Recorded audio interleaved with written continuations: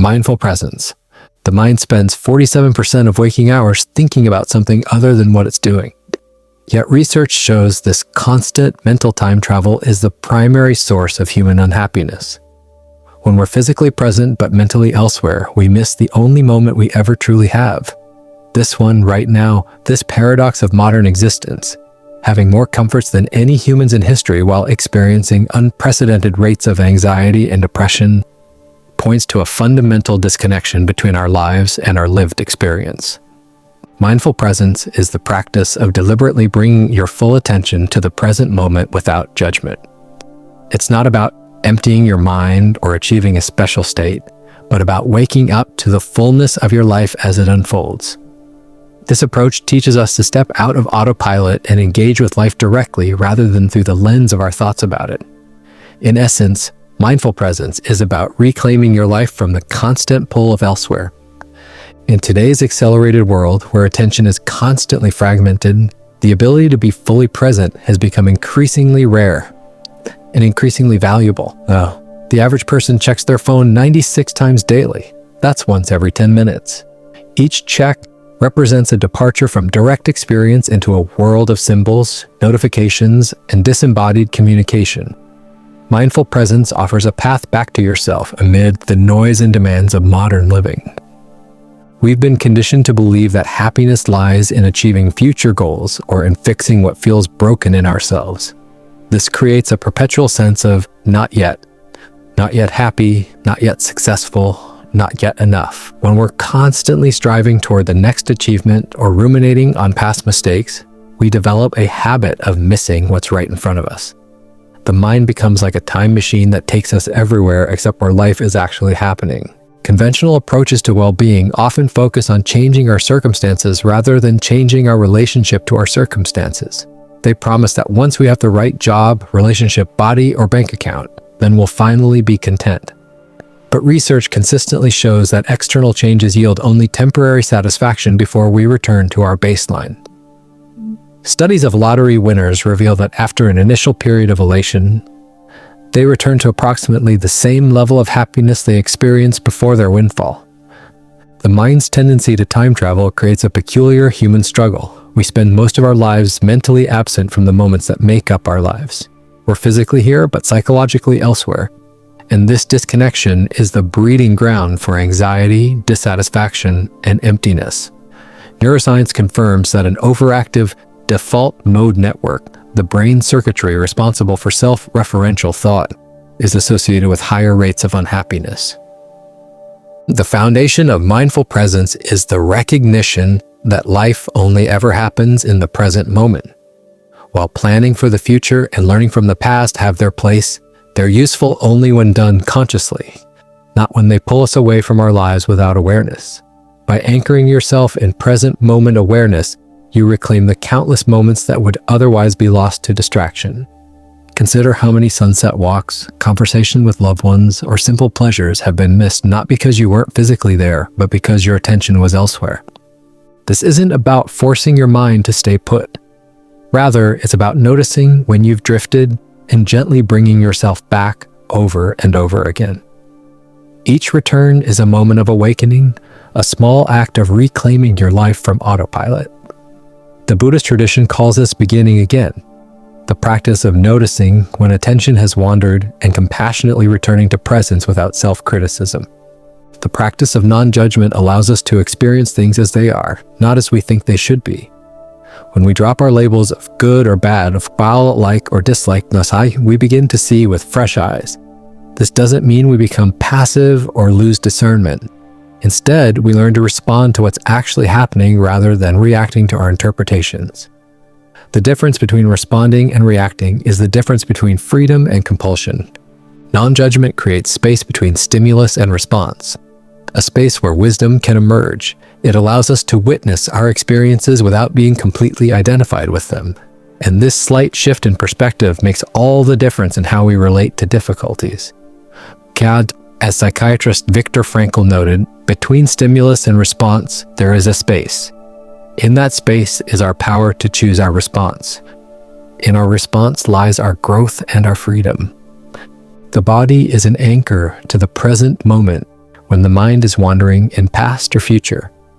Physical sensations are always occurring now, making bodily awareness a doorway to presence. By feeling the sensations of breathing, the pressure of your body against surfaces, or even just the aliveness in your hands, you create an immediate pathway back to now. The breath is particularly useful because it's always available and requires no special circumstances or equipment, just your attention. This body-centered awareness bypasses the thinking mind, offering a direct experience of being alive in this moment. The body doesn't think about breathing, it just breathes. It doesn't analyze walking, it just walks. By bringing awareness to these physical experiences, we learn from the body's natural presence. When we tune into bodily sensations, we access a wisdom more immediate and honest than our conceptual thinking. Your senses are always operating in the present moment. The eyes don't see the past or future. They see what's before them now. The ears hear the sounds that are arising in this moment. By deliberately engaging your senses, you create multiple anchors to the present. This multisensory awareness enriches your experience while simultaneously stabilizing your attention in the now. Mindful presence extends beyond formal meditation into everyday activities. Whether you're washing dishes, walking to your car, or talking with a friend, these ordinary moments are opportunities to practice. By giving your full attention to what you're doing while you're doing it, you transform routine activities into rich experiences. The 13th century Zen master Dogen described this as nothing special, the profound ordinariness of complete presence with whatever is happening. When practiced regularly, mindful presence gradually transforms your experience of life. People who develop this skill report greater satisfaction with exactly the same life circumstances they had before. This is because the quality of our experience depends far more on how we attend to our lives than on what our lives contain. Research confirms that mindfulness practice literally changes the brain, increasing density in regions associated with attention, sensory processing, and emotional regulation. The mind becomes more stable and less reactive.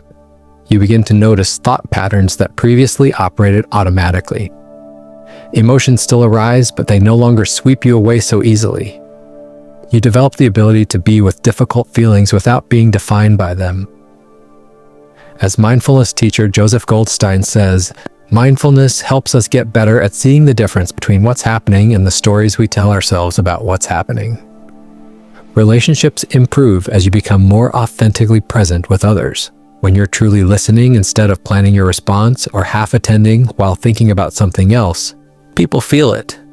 This quality of attention is increasingly rare and valuable in human interaction. The practice of mindful presence doesn't require special conditions or extended time away from your life.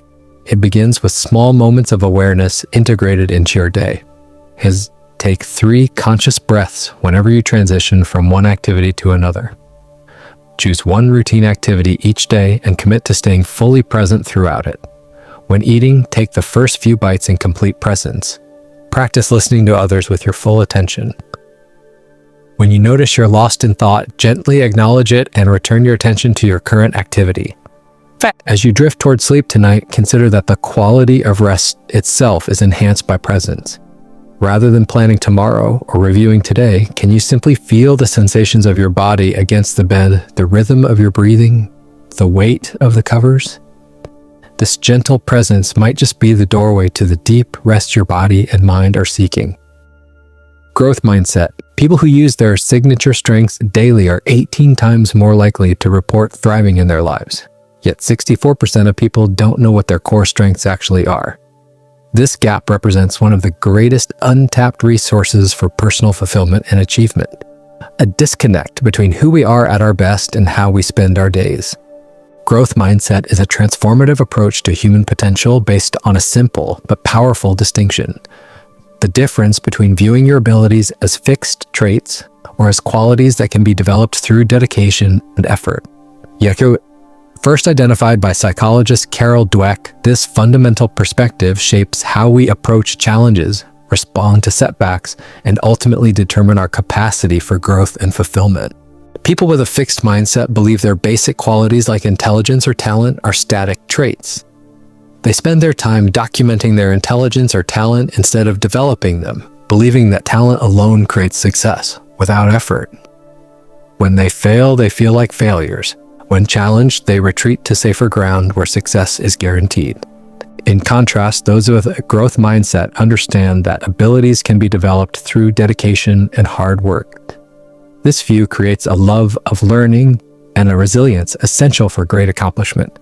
Even geniuses like Mozart, Einstein, and Leonardo da Vinci worked extraordinarily hard to develop their abilities. The growth mindset sees failure not as evidence of unintelligence, but as a heartening springboard for growth and for stretching existing abilities. The science behind this philosophy is compelling. Neuroscience confirms that the brain is far more malleable than once thought. Neuroplasticity, the brain's ability to reorganize itself by forming new neural connections throughout life, demonstrates that our mental capacities are not fixed but continuously developing. Every time you practice a skill or learn something new, you're actually creating and strengthening neural pathways. This physical remodeling of the brain through experience is the biological foundation of the growth mindset. What's particularly fascinating is how our beliefs about our abilities actually influence our brain's ability to learn. The studies show that when people believe they can develop their abilities, they develop stronger connections between neurons and show greater electrical activity in brain regions associated with learning. In other words, simply believing in your capacity to grow makes biological growth more likely to occur. The language we use reveals and reinforces our mindset. Fixed mindset language includes phrases like, "I'm not a math person," "I've always been terrible at drawing," or "I'm a natural at leadership." These statements frame abilities as inherent, unchangeable attributes. Growth mindset language transforms these statements. "I haven't developed my math skills yet," "I'm still learning how to draw effectively," or "I've worked hard to develop my leadership abilities." This shift from identity, "I am," to process, "I'm developing," creates space for growth where none existed before. The simple addition of "yet" to a statement of inability, "I don't understand calculus yet," maintains the factual accuracy while completely transforming the psychological impact. It moves you from a state of permanent deficit to a point on a journey of development. One of the most powerful aspects of the growth mindset is its impact on how we view failure. In a fixed mindset, failure defines you. If you fail, you are a failure. This makes taking risks terrifying because any failure threatens your identity. But in a growth mindset, failures are temporary setbacks, valuable feedback, and opportunities for growth. Edison's famous response to his thousands of unsuccessful attempts to create a working light bulb exemplifies this: "I have not failed. I've just found 10,000 ways that won't work." This perspective dramatically changes your relationship with challenges. Rather than avoiding difficulties to maintain an image of competence, you actively seek challenges that will stretch your abilities. Psychologists call this desirable difficulty. The idea that learning is enhanced when conditions are arranged to create challenges that engage cognitive processes. Just as muscles grow stronger when pushed to their limits, cognitive abilities develop most effectively when consistently challenged. The growth mindset also transforms the meaning of effort. In a fixed mindset, effort is seen as a negative, something only needed by those who lack natural ability. But in a growth mindset, effort is the path to mastery, the very means by which innate potential is transformed into developed ability. This reframes struggles from proof of inadequacy to evidence of growth in process. As Michelangelo reportedly said, "If people knew how hard I worked to get my mastery, it wouldn't seem so wonderful at all." Criticism and feedback also take on new meaning. Rather than threats to self-worth that must be defended against, they become valuable information that helps direct your development. This doesn't mean all criticism is delivered skillfully or with good intentions, but the growth mindset allows you to extract the useful insights even from poorly delivered feedback while leaving behind any destructive elements. The growth mindset extends beyond individual abilities to how we view personality and character. Many people believe that you are who you are, and personality is fixed, but research shows that personality can and does change throughout life, particularly when we intentionally work on specific traits. The understanding that you can develop greater patience, become more extroverted, or increase your conscientiousness opens up possibilities for holistic personal development. Relationships benefit tremendously from this philosophy as well. Fixed mindset thinking often leads to proving yourself in relationships, showcasing your positive qualities while hiding vulnerabilities. But growth mindset relationships thrive on authenticity, communication about difficulties, and viewing challenges as opportunities to develop deeper connection rather than as signs of fundamental incompatibility. Implementing a growth mindset begins with awareness of your current thought patterns. Notice when you slip into fixed mindset thinking, "I'm terrible at public speaking," or "I could never learn another language at my age." Catch these thoughts and reframe them. "My public speaking skills are developing," or "learning a new language will take consistent effort over time." Then intentionally choose challenges that stretch you beyond your comfort zone. The growth zone lies just beyond what feels easy, challenging enough to require real effort but not so difficult that it leads to frustration and giving up. This zone of proximal development is where the most efficient learning occurs. When facing setbacks, practice viewing them as temporary and specific rather than permanent and pervasive. Ask, "What can I learn from this? What would I do differently next time? What resources or support might help me approach this more effectively?" This transforms failures from endpoints into valuable data points in an ongoing journey of development. Celebrate effort rather than just outcomes. When you succeed, acknowledge the process that led to success, the practice, the persistence, the strategies you employed. When others succeed, recognize their efforts rather than attributing their accomplishments solely to natural talent. This reinforces the connection between dedicated effort and meaningful achievement. The growth mindset isn't about denying innate differences in aptitudes. Some people do have greater natural facility in certain areas. But the research is clear that even the most talented individuals require dedicated practice to develop their potential. And those with less natural aptitude can develop remarkable proficiency through persistent, well-directed effort. As you drift towards sleep tonight, consider one area where you've been limiting yourself with fixed mindset thinking. How might embracing a growth perspective in that area open new possibilities? Remember that the growth mindset itself is not fixed. It's something we can cultivate and strengthen over time. Each day offers new opportunities to choose growth over limitation, learning over certainty, and development over definition. Digital minimalism. The average person touches their smartphone 2,617 times per day. We spend over 3 hours daily on our phones, checking them within minutes of waking and just before sleeping. Meanwhile, studies show that heavy social media users are 3 times more likely to experience depression and anxiety. This paradox of connection, unprecedented access to information, and people alongside rising rates of isolation and unhappiness reveals a fundamental misalignment between our digital tools and our human needs. Digital minimalism is a philosophy that helps you question what digital communication tools and behaviors surrounding these tools actually add value to your life. It is motivated by the belief that deliberately and aggressively clearing away low-value digital noise and optimizing your use of the tools that truly matter can significantly improve your life.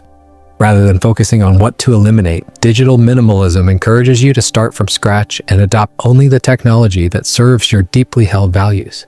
In our current technological environment, we're caught in a cycle of maximalism, adding each new app, platform, or device without critically evaluating its effect on our overall well-being. The result is digital lives built by accumulation rather than intention. We find ourselves responding to notifications rather than human needs, scrolling when we meant to connect, and ultimately serving the technology that was meant to serve us. The problem isn't technology itself, but the thoughtless way we've integrated it into our lives. Many digital tools were specifically designed to maximize the time and attention they extract from users. Former Google design ethicist Tristan Harris explains that many features are deliberately engineered to trigger dopamine releases that keep us returning to our screens. The average social media app employs psychologists and user experience experts who leverage principles from behavioral psychology to create experiences that are intentionally addictive. This attention economy has created an unprecedented situation, a Our psychological operating systems are running on hardware and software designed to exploit their vulnerabilities.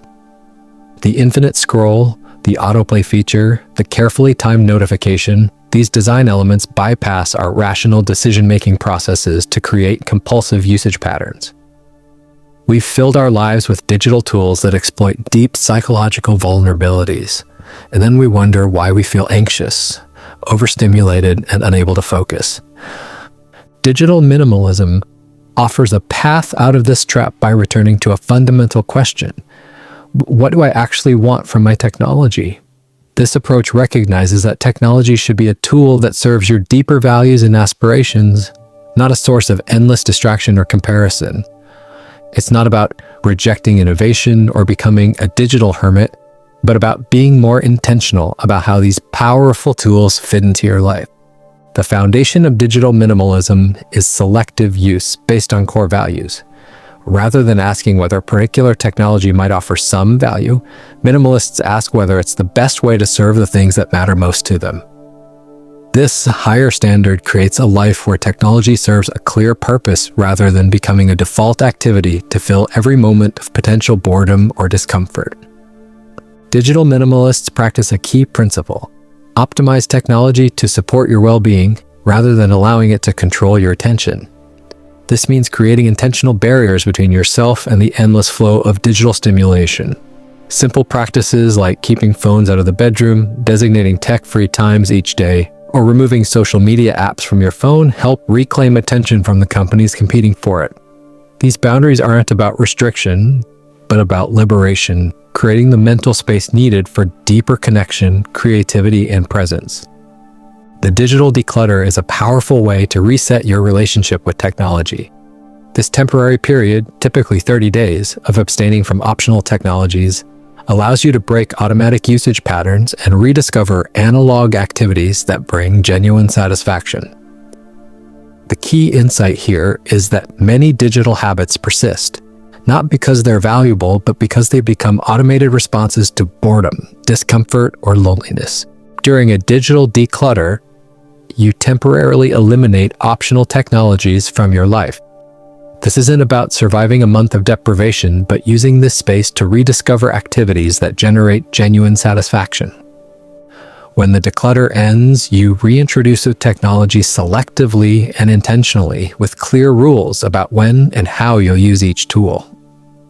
Many participants discover that tools they once considered essential were actually depleting their energy and attention without providing commensurate benefits. Solitude, the state of being free from input from other minds, has become increasingly rare in our connected world. Many people now go entire days without experiencing a single moment where their attention isn't occupied by someone else's thoughts, through podcasts, social media, news sites, or messaging. Yet psychological research consistently demonstrates that solitude is essential for emotional regulation, creative insight, and moral development.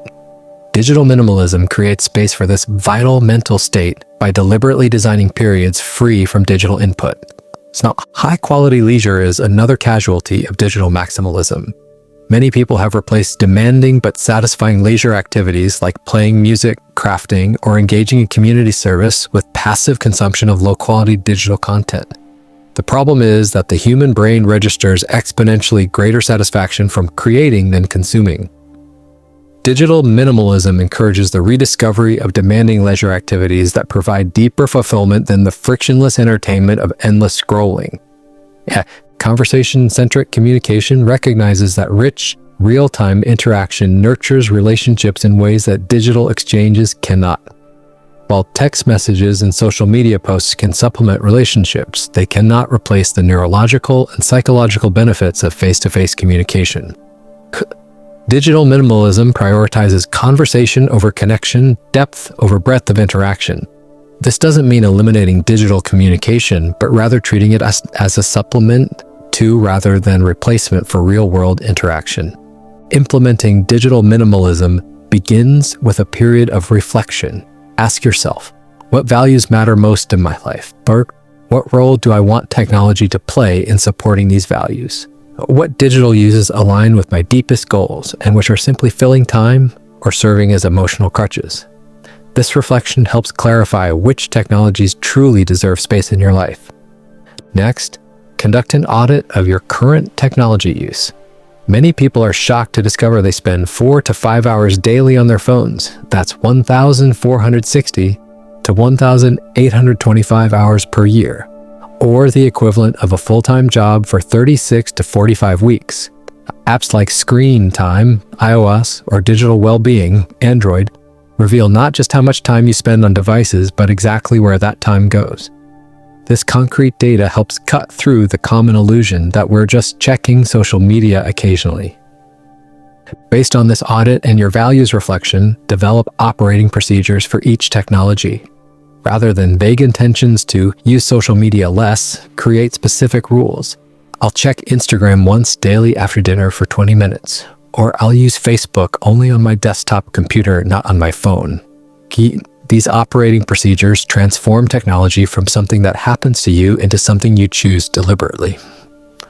Consider physical adjustments to your environment that support digital intentionality. Creating charging stations outside bedrooms, using old-fashioned alarm clocks instead of phones, or keeping devices in drawers when not in use reduces the unconscious reach for screens that characterizes digital maximalism. These physical boundaries create friction that helps break automatic usage patterns. Importantly, digital minimalism requires replacing lower-value digital activities with higher-value alternatives.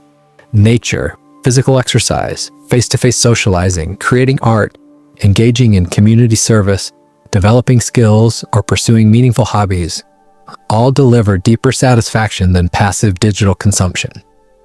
By reclaiming the time previously lost to mindless scrolling, you create space for activities that generate genuine contentment and meaning. Remember that digital minimalism isn't about perfect adherence to arbitrary rules, but about aligning your technology use with your values. It's normal to adjust your approach as you discover what works best for your specific needs and circumstances. The goal isn't digital asceticism, but digital intentionality, using technology as a tool to create a life of meaning, connection, and satisfaction. As you drift toward sleep tonight, consider how your relationship with technology might be reshaped to better serve your deepest values. What digital habits might you experiment with adjusting? What analog activities have you been missing? Perhaps the path to a more meaningful, connected life doesn't require adding anything new, but simply clearing away the digital noise that's been drowning out what matters most. Radical acceptance. Fighting reality creates suffering twice, once from the original pain and again from the resistance to it. The paradox of acceptance is that fully acknowledging what is becomes the first step to changing it. This counterintuitive truth lies at the heart of one of the most powerful approaches to human suffering ever developed. Radical acceptance is the practice of fully accepting reality exactly as it is in this moment, without resistance, judgment, or avoidance. This doesn't mean resignation, passivity, or approving of harmful situations. Rather, it means acknowledging the truth of your experience, including difficult emotions, challenging circumstances, and painful realities, without getting caught in denial, resistance, or wishful thinking. It's the recognition that fighting against what has already happened creates unnecessary suffering beyond the original difficulty. The philosophy originates from a fusion of Buddhist wisdom and modern psychology. In Buddhism, suffering arises from craving and aversion, wanting things to be different than they are. Psychological science confirms this ancient insight. Resistance to emotional pain amplifies and prolongs that pain. When we fight against reality, reality always wins, but at great cost to our well-being and effectiveness. Most of us habitually resist reality in subtle and obvious ways. We deny difficult emotions, I shouldn't feel this way, reject unwanted circumstances, this can't be happening, and fight against personal limitations. I should be better than this, taller. This resistance manifests as tension in the body, rumination in the mind, and constriction in the heart. We expend enormous energy fighting what already is, leaving little resource for responding skillfully to our actual situation. Resistance often disguises itself as problem solving, but there's a crucial difference. Problem solving addresses changeable aspects of a situation from a place of clarity. Resistance fights against the unchangeable or struggles against reality itself. The Serenity Prayer captures this distinction. Grant me the serenity to accept the things I cannot change, courage to change the things I can, and wisdom to know the difference. Radical acceptance cultivates this essential wisdom. The cost of non-acceptance is immense. When we fight reality, we create layers of secondary suffering beyond the original difficulty. Physical pain becomes magnified by fear and resistance. Disappointment transforms into bitter resentment. Temporary failure calcifies into permanent self-judgment. Grief becomes complicated by denial. In each case, our resistance to what is creates additional unnecessary suffering. Psychological research confirms that acceptance is associated with better mental health outcomes across various conditions. Studies show that people who practice acceptance experience less depression, anxiety, and emotional volatility. Paradoxically, fully feeling our emotions, even difficult ones, leads to their natural transformation, while resistance keeps them frozen in place. Radical acceptance begins with acknowledging the truth of your current experience. This means recognizing facts that can't be changed in this moment. A missed opportunity, a health diagnosis, another person's decision, or simply the reality that something painful has occurred. This acknowledgement isn't intellectual but experiential, allowing yourself to know and feel the reality of what is. The practice continues with meeting your experience with compassion rather than judgment. When difficult circumstances arise, we often add harsh self-criticism. This wouldn't have happened if I were more competent, or I should be handling this better. Radical acceptance replaces this judgment with understanding. This is hard, and I'm doing the best I can with what I know right now. Physically, acceptance involves releasing tension in the body. Notice where you hold resistance, perhaps tightness in your jaw, shoulders, or stomach. Consciously softening these areas signals to your nervous system that it's safe to be with your experience as it is. This physical surrender often precedes emotional acceptance. Acceptance doesn't mean abandoning efforts to change what can be changed. Rather, it creates a foundation of clarity from which effective action becomes possible. By seeing reality clearly instead of how we wish it were, we can respond to what's actually happening rather than fighting shadows or chasing illusions. As psychologist Carl Rogers noted, the curious paradox is that when I accept myself just as I am, then I can change. This approach transforms how we handle life's inevitable pain, whether facing illness, loss, disappointment, or failure. Radical acceptance offers a path through suffering that doesn't deny the difficulty, but doesn't amplify it either. It's the middle path between denial and dramatization, acknowledging pain without becoming defined by it. The philosophy applies equally to accepting ourselves. Many of us carry deep non-acceptance of aspects of our bodies, personalities, emotions, or histories. This self-rejection creates a painful inner division, one part attacking another in an endless civil war. Radical acceptance offers the possibility of inner peace through embracing our whole selves, including the parts we've been conditioned to reject. Implementing radical acceptance begins with recognizing when you're fighting reality.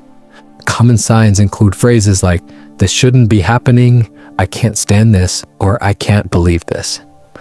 Physical tension, rumination, and strong resistance emotions, denial, outrage, bitter resentment, also indicate non-acceptance. When you notice resistance, try this practice.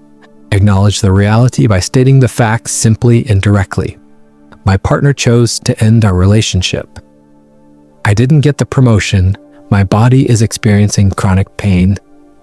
This bare acknowledgement, without story or justification, is surprisingly powerful. Next, notice the impact of resistance. How does fighting this reality feel in your body? What happens to your breath and muscles? How much mental energy does the resistance consume? Simply observing the effects of non-acceptance often naturally loosens its grip. Then deliberately soften, physically relax areas of tension. Take slower, deeper breaths, mentally create space around the difficulty rather than contracting against it. This doesn't mean the situation stops being painful, but you stop adding the extra layer of fighting against the pain. Express acceptance through language, either silently or aloud. This is how things are right now. I accept that this is happening, even though I don't like it. I can be with this experience as it is. These statements aren't about liking or approving of the situation, but acknowledging its reality. Finally, from this place of acceptance, ask, now that I see this clearly, how do I want to respond?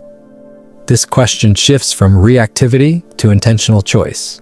Sometimes the wisest response is simply to be with what is. Other times, acceptance clarifies what action is needed. One of the most challenging aspects of radical acceptance is its application to emotional pain. So, when difficult emotions arise, grief, fear, shame, anger, our instinct is often to suppress, avoid, or fight against them. Radical acceptance invites the opposite approach, fully acknowledging and feeling emotions as they are. This doesn't mean dwelling in pain indefinitely. Paradoxically, fully accepting emotions allows them to move through you naturally. As the saying goes, the only way out is through.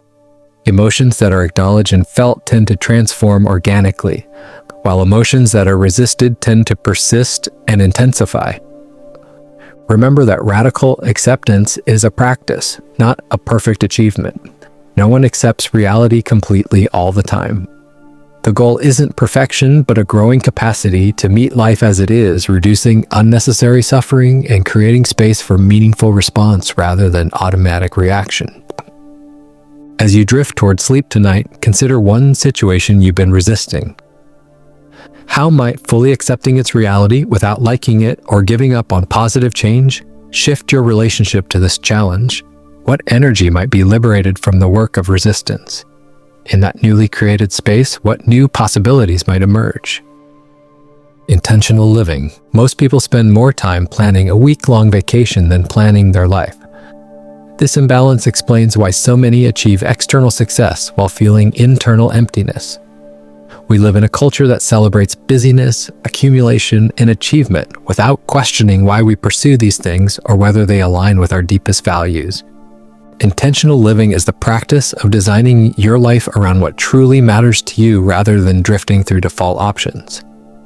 It's about making conscious choices regarding your time, energy, relationships, and resources based on your core values and purpose. Instead of being pulled along by cultural expectations, others' priorities, or unconscious habits, intentional living puts you in the driver's seat of your own life. This philosophy stands in stark contrast to how most people live. Research suggests that nearly 95% of our daily actions are habitual rather than consciously chosen. We follow well-worn neural pathways, repeating patterns established through cultural conditioning, family upbringing, or reactions to past experiences. While habits themselves aren't problematic, they're essential for cognitive efficiency. Unconscious habits often lead us away from what matters most. The cost of living unintentionally is profound, but often unrecognized until midlife or later. People wake up after decades realizing they've built careers they don't find meaningful, accumulated possessions that don't bring joy, established relationships that lack depth, or developed lifestyles that don't reflect their authentic values. As Thoreau observed, the mass of men lead lives of quiet desperation, not because they've made terrible choices, but because they've made few conscious choices at all. Intentional living begins with clarity about your values, what matters most to you beneath cultural expectations and social conditioning. Values aren't goals to achieve, but qualities to embody. Connection, creativity, learning, service, adventure, tranquility, or countless others. They're the compass points that guide meaningful decisions rather than the destinations themselves.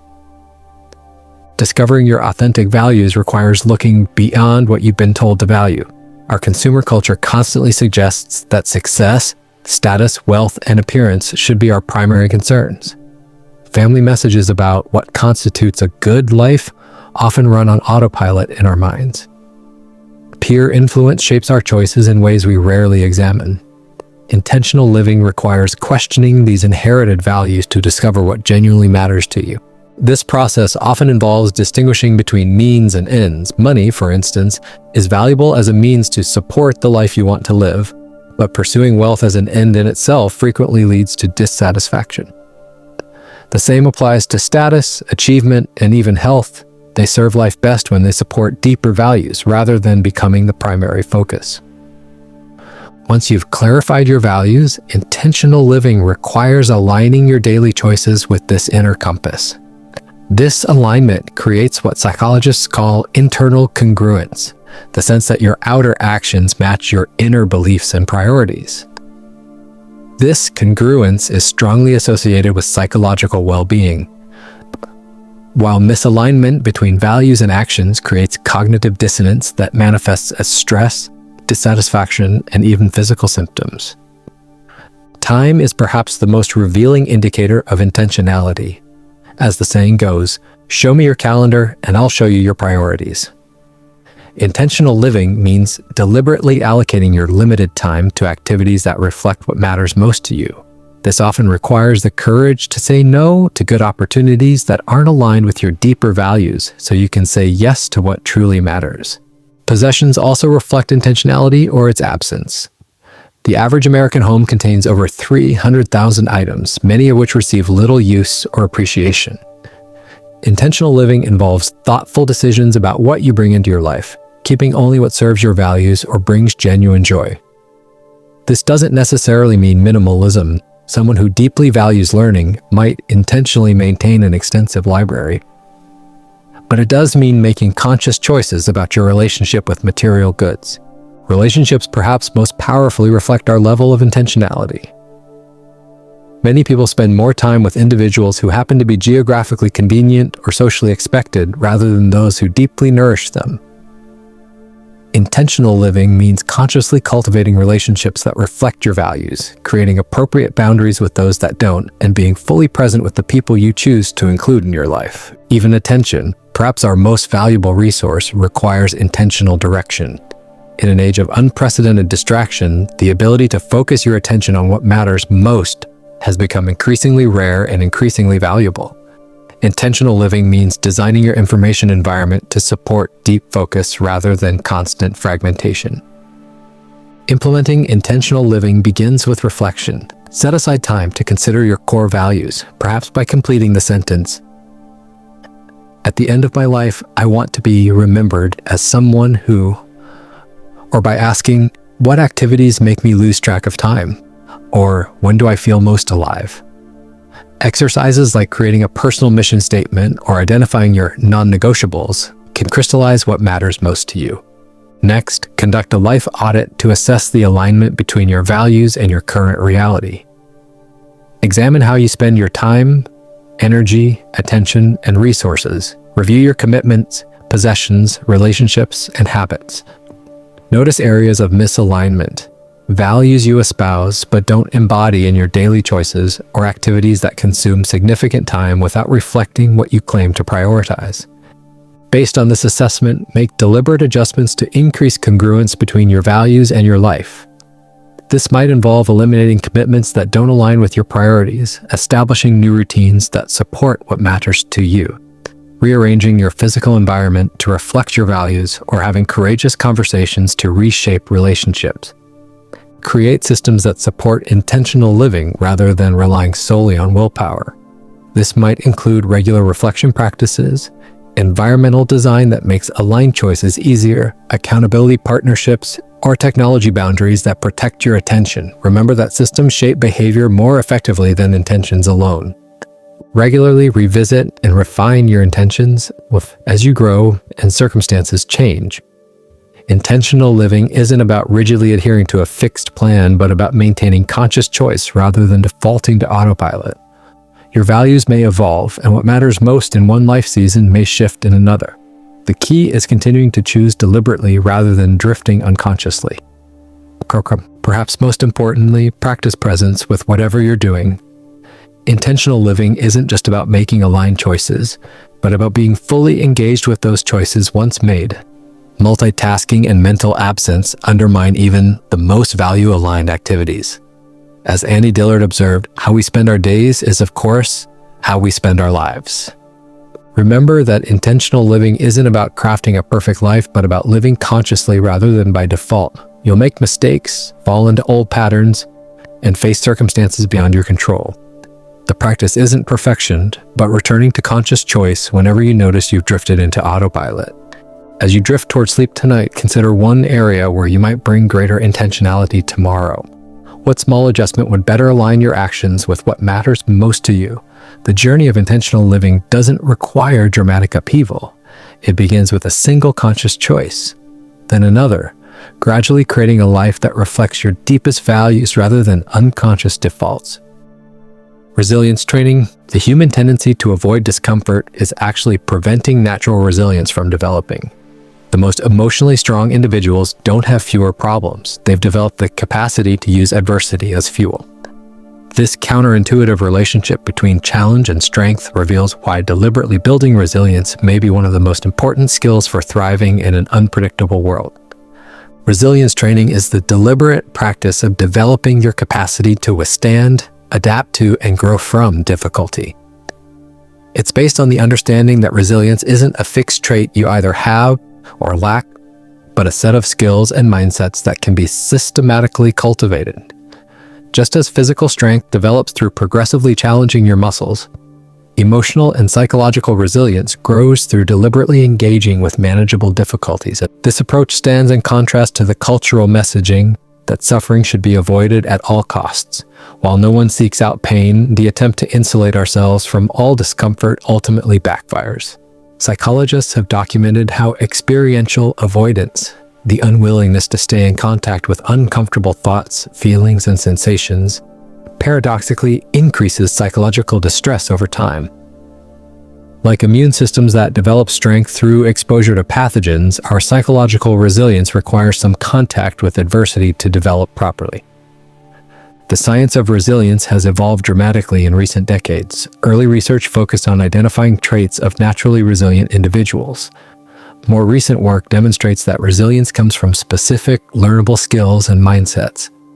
Neuroplasticity, the brain's ability to reorganize itself based on experience, provides the biological foundation for this approach. Studies show that resilience training creates measurable changes in neural circuitry, particularly in areas governing stress response, emotional regulation, and cognitive flexibility.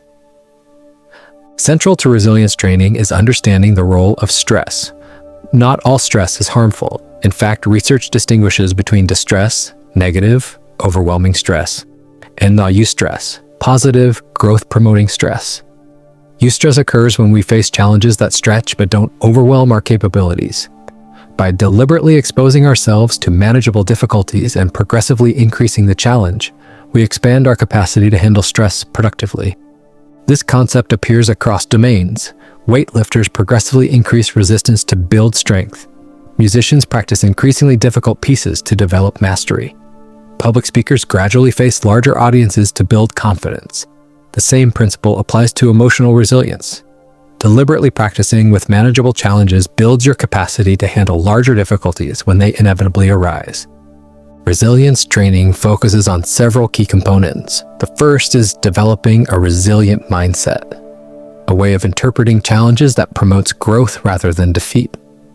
This includes cultivating realistic optimism, acknowledging difficulties while maintaining confidence in your ability to handle them, viewing setbacks as temporary and specific rather than permanent and pervasive, and embracing a growth perspective that sees abilities as developable through effort rather than fixed.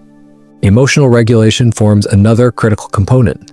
This involves developing the ability to experience difficult emotions without being overwhelmed by them. Practices include naming emotions precisely, distinguishing between primary emotions, direct responses to situations, and secondary emotions, responses to our emotions, and learning to tolerate distress without resorting to unhealthy coping mechanisms. The goal isn't eliminating negative emotions, they provide valuable information, but developing a healthy relationship with the full spectrum of human feeling. Cognitive flexibility, the ability to adapt your thinking to changing circumstances, represents another key resilience skill. This includes identifying and challenging unhelpful thought patterns, generating multiple perspectives on difficult situations, and distinguishing between productive problem-solving and unproductive rumination. Psychologists describe this as developing mental agility, the capacity to shift mental gears when old approaches aren't working. Social connection forms a crucial foundation for resilience. Research consistently shows that meaningful relationships buffer against stress and promote recovery from adversity. Resilience training includes developing skills for building and maintaining supportive relationships, expressing vulnerability appropriately, asking for help when needed, and contributing to others' well-being. As researcher Brené Brown notes, we don't have to do it all alone. We were never meant to. Purpose and meaning provide essential context for resilience. People who connect their struggles to something larger than themselves, whether religious faith, service to others, creative expression, or other sources of meaning, demonstrate greater resilience in the face of hardship. Finding purpose doesn't eliminate suffering, but it transforms how we relate to it, making difficulties bearable because they're in service of something we deeply value. Physical well-being underpins psychological resilience. The mind-body connection means that sleep quality, nutrition, physical activity, and stress management directly impact your capacity to handle challenges effectively. Resilience training incorporates practical approaches to physical self-care as essential foundations for emotional and psychological strength. Implementing resilience training begins with assessing your current resilience level. Notice how you typically respond to setbacks, what coping mechanisms you employ under stress, and which aspects of resilience feel most challenging for you. This self-awareness provides the starting point for targeted development. Progressive exposure to manageable challenges forms the core practice of resilience training. This means deliberately stepping outside your comfort zone in ways that stretch but don't overwhelm your current capabilities. This might involve having difficult conversations you'd normally avoid, attempting tasks where failure is possible, expressing opinions that might meet disagreement, or setting ambitious but achievable goals. Each successful navigation of these challenges builds confidence in your ability to handle discomfort. Developing resilient thinking patterns involves practicing cognitive reframing, deliberately shifting how you interpret challenging events. When difficulties arise, notice your automatic interpretations and consider alternative perspectives. What else might this situation mean? What would I tell a friend facing this challenge? What opportunities might be hidden in this difficulty? This cognitive flexibility prevents you from becoming locked in disempowering narratives. Emotional resilience practices include developing greater precision in naming feelings, creating space between emotional triggers and responses, and building your capacity to tolerate discomfort without immediate escape. Mindfulness practices, non-judgmental attention to present moment experience, help develop the ability to observe emotions without being consumed by them. This creates the crucial space between stimulus and response where choice becomes possible. Social resilience involves actively cultivating relationships that support your well-being while setting appropriate boundaries with those that don't. This includes practicing vulnerable communication, developing the capacity to ask for and receive help, and creating opportunities to contribute to others. Research consistently shows that giving support, not just receiving it, builds resilience by fostering a sense of agency and connection. Physical resilience practices include establishing consistent sleep patterns, engaging in regular physical activity, developing healthy nutritional habits, and implementing effective stress management techniques like breathwork, meditation, or time in nature. These foundational practices ensure your physiological systems can support psychological resilience rather than undermining it. Remember that resilience training isn't about eliminating distress, but developing your capacity to move through it productively. The goal isn't becoming invulnerable. That would require emotional numbness, but becoming anti-fragile, able to use difficulties as catalysts for growth. As Nassim Nicholas Taleb writes, "Wind extinguishes a candle and energizes fire." Resilience training helps you become more like fire than candle, strengthened rather than extinguished by life's inevitable challenges. As you drift toward sleep tonight, consider one small, manageable challenge you might willingly engage with tomorrow.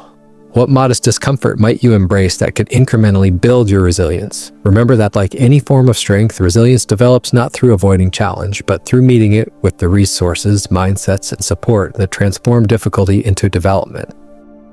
Deep work. In an economy that increasingly rewards rare and valuable skills, the ability to focus without distraction has become more precious than talent itself. Deep work is becoming the superpower that distinguished minds cultivate. Meanwhile, studies show that the average knowledge worker checks email or messaging apps every 6 minutes, and requires 23 minutes to fully return to a task after an interruption. This creates a sobering reality. Many professionals rarely experience even a single hour of continuous focused work in a typical day. Deep work is the ability to focus without distraction on a cognitively demanding task. It's a skill that enables you to quickly master complicated information and produce better results in less time. In our current economy, this capacity for intense concentration creates enormous value while becoming increasingly rare. A powerful combination that makes this skill more valuable than ever before. This philosophy, popularized by computer science professor Cal Newport, distinguishes between deep work, professional activities performed in a state of distraction-free concentration that push your cognitive capabilities to their limit, and shallow work, non-cognitively demanding, logistical-style tasks often performed while distracted. The central insight is that deep work is necessary for wrangling difficult concepts and creating truly valuable contributions in almost any field. The historical record reveals that profound contributions across domains typically required intense concentration. From Newton's development of calculus during his year of isolation to J.K. Rowling's retreat to a distraction-free hotel to complete her Harry Potter series, breakthrough thinking has often emerged from periods of deep, uninterrupted focus. What's changed in modern times isn't the value of deep work, but its scarcity. Today's professional landscape is increasingly hostile to deep work. Open office plans, constant communication expectations, social media, and the culture of busyness as a proxy for productivity create environments where focus is continually fragmented.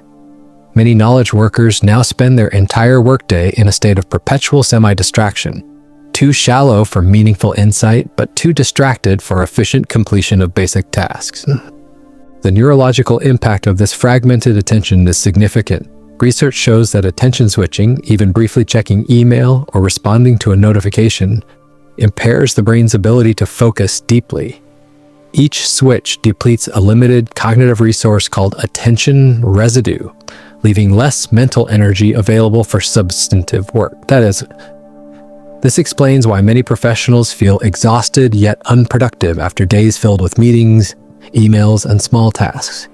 The foundation of deep work is the recognition that focus is a finite, trainable resource rather than a constant state. Like physical strength, the ability to concentrate intensely can be developed through deliberate practice and appropriate recovery. This means that depth of thought isn't just a personality trait, but a skill that can be systematically cultivated. Time blocking forms a core practice for deep work practitioners. Rather than responding reactively to incoming demands, deep work involves proactively dedicating uninterrupted blocks of time to important tasks. These blocks are treated as appointments with yourself that deserve the same respect as meetings with important colleagues. By establishing concrete boundaries around your cognitive resources, you prevent the infinite demands of shallow work from consuming your entire professional life. Rituals and routines support sustained, deep work. Many accomplished thinkers maintain specific conditions for their focused work. Particular locations, time periods, duration limits, support structures like coffee or walking, and methods for shutting out distraction. These aren't mere preferences, but strategic systems that minimize the activation energy required to start and maintain deep focus. The goal isn't finding the perfect routine, but developing one that works reliably for your specific circumstances. Environmental design plays a crucial role in enabling deep work. This includes creating physical spaces that signal focus mode to your brain, implementing technological barriers that prevent distraction, and establishing social contracts that protect your concentration.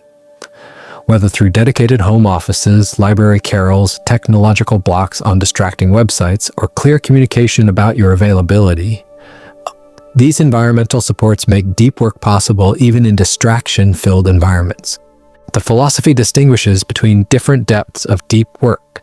At the highest level is monastic deep work, complete elimination of shallow obligations to maximize depth, as practiced by some theoretical physicists or authors who may disconnect for months.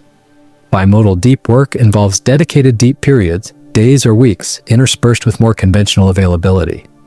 Rhythmic deep work establishes daily habits of depth, often tracked visibly to maintain momentum. Journalistic deep work develops the ability to shift rapidly into deep mode whenever time becomes available. Rest and recovery are essential components rather than contradictions to deep work.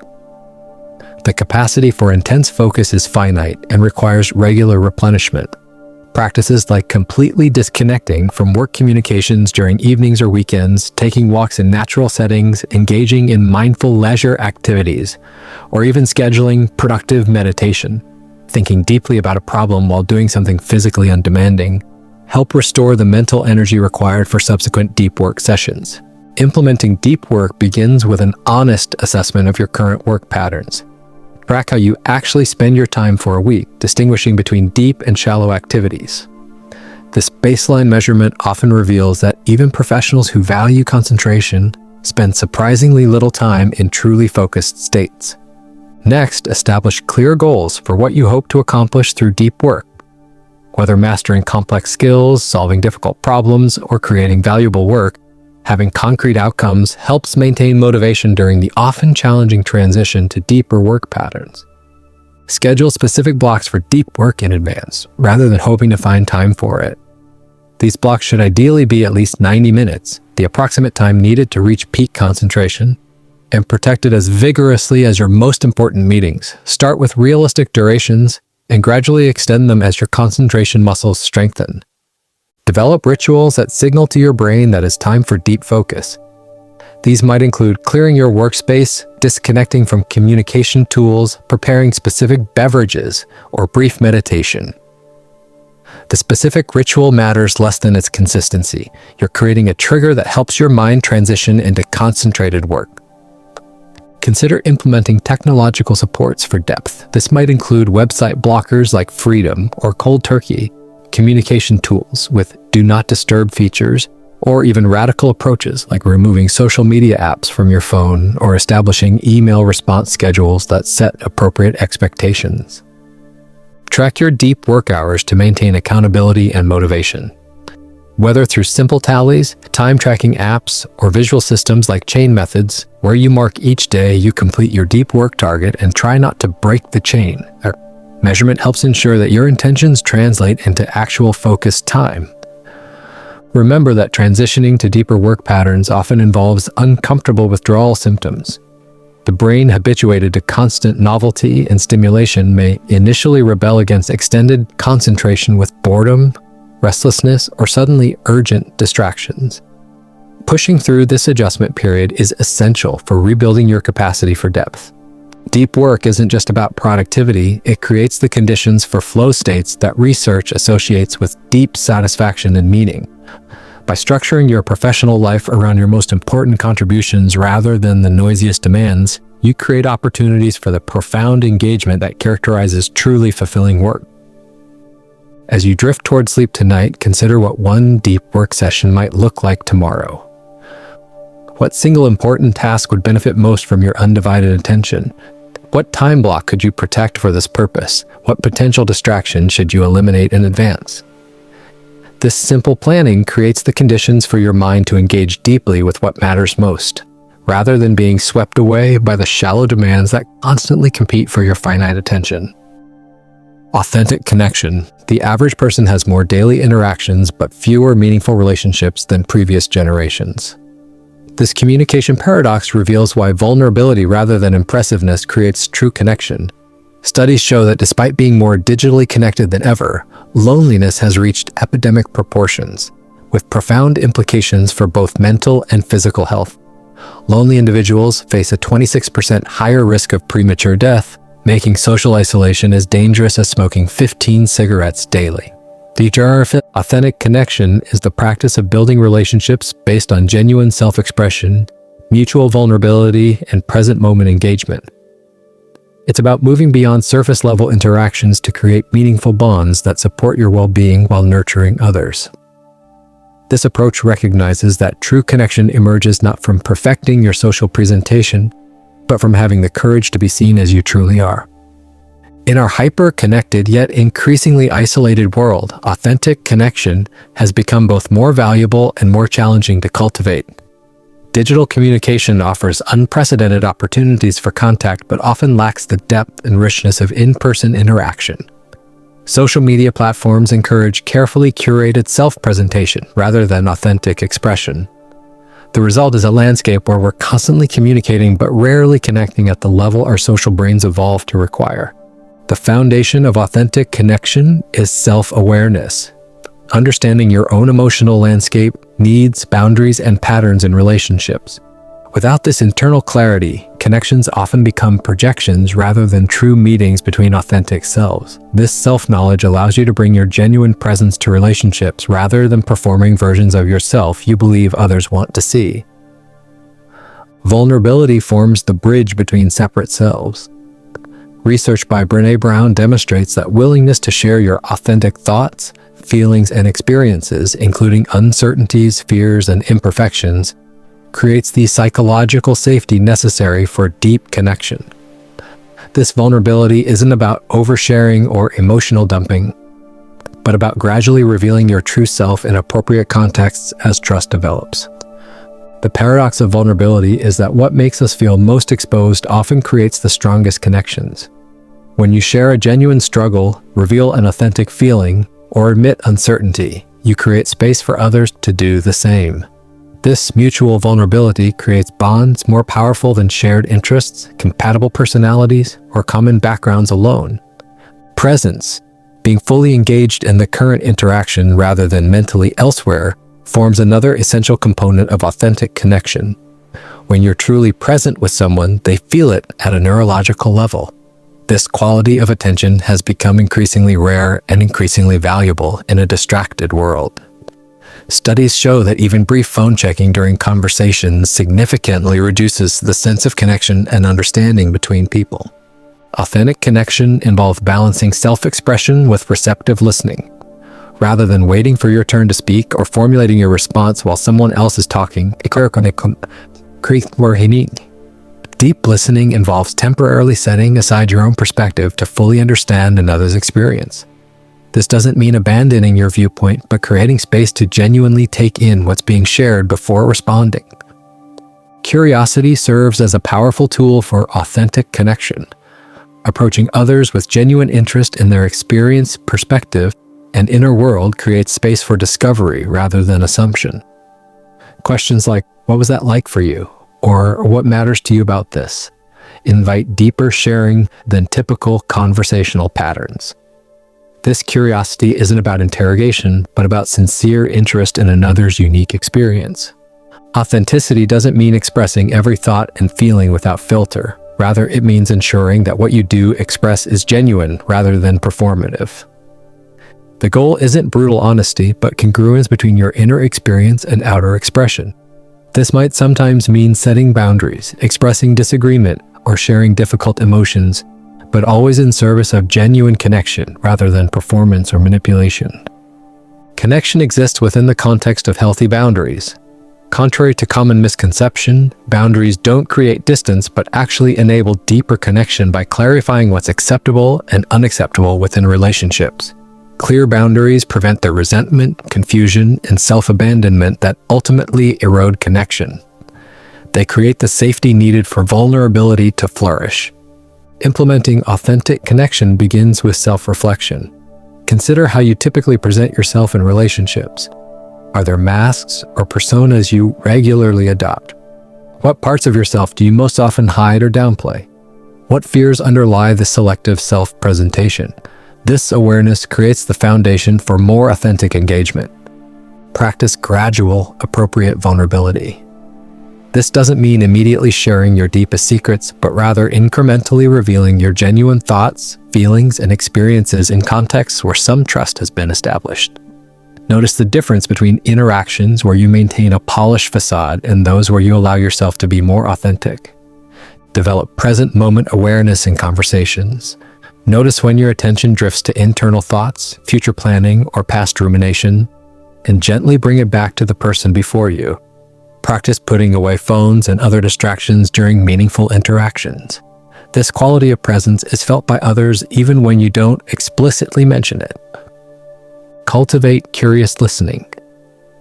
Rather than assuming you understand others' experiences or quickly relating them back to your own, ask questions that invite deeper sharing. "Tell me more about that," or "How did you experience that?" creates space for connection at a deeper level than typical conversational patterns allow. Listen for understanding rather than response. Notice your defensive patterns in relationships. Do you withdraw when feeling vulnerable? Become aggressive when threatened? Take things personally that aren't about you? These automatic protective responses often prevent authentic connection. Simply recognizing them as they arise creates the possibility of choosing different responses. Practice expressing appreciation specifically rather than generically. Instead of "that was great" or "nice job," share what specifically moved, impressed, or affected you. This specificity communicates that you're paying genuine attention rather than offering routine praise. It creates connection through the felt experience of being truly seen.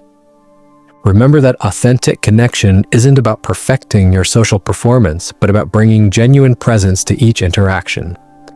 The goal isn't becoming more impressive or likable, but more real. Paradoxically, this authenticity often creates the very acceptance and appreciation we hope to gain through our carefully managed self-presentation. Authentic connection extends beyond romantic partnerships or close friendships to all forms of human interaction. Even brief exchanges with strangers can contain moments of genuine connection when approached with presence and authenticity. These small moments of real human contact throughout our days contribute significantly to overall well-being and sense of belonging. The capacity for authentic connection can be systematically developed through practice. Like any skill, it may feel awkward or challenging initially, particularly if you spent years cultivating a polished social persona.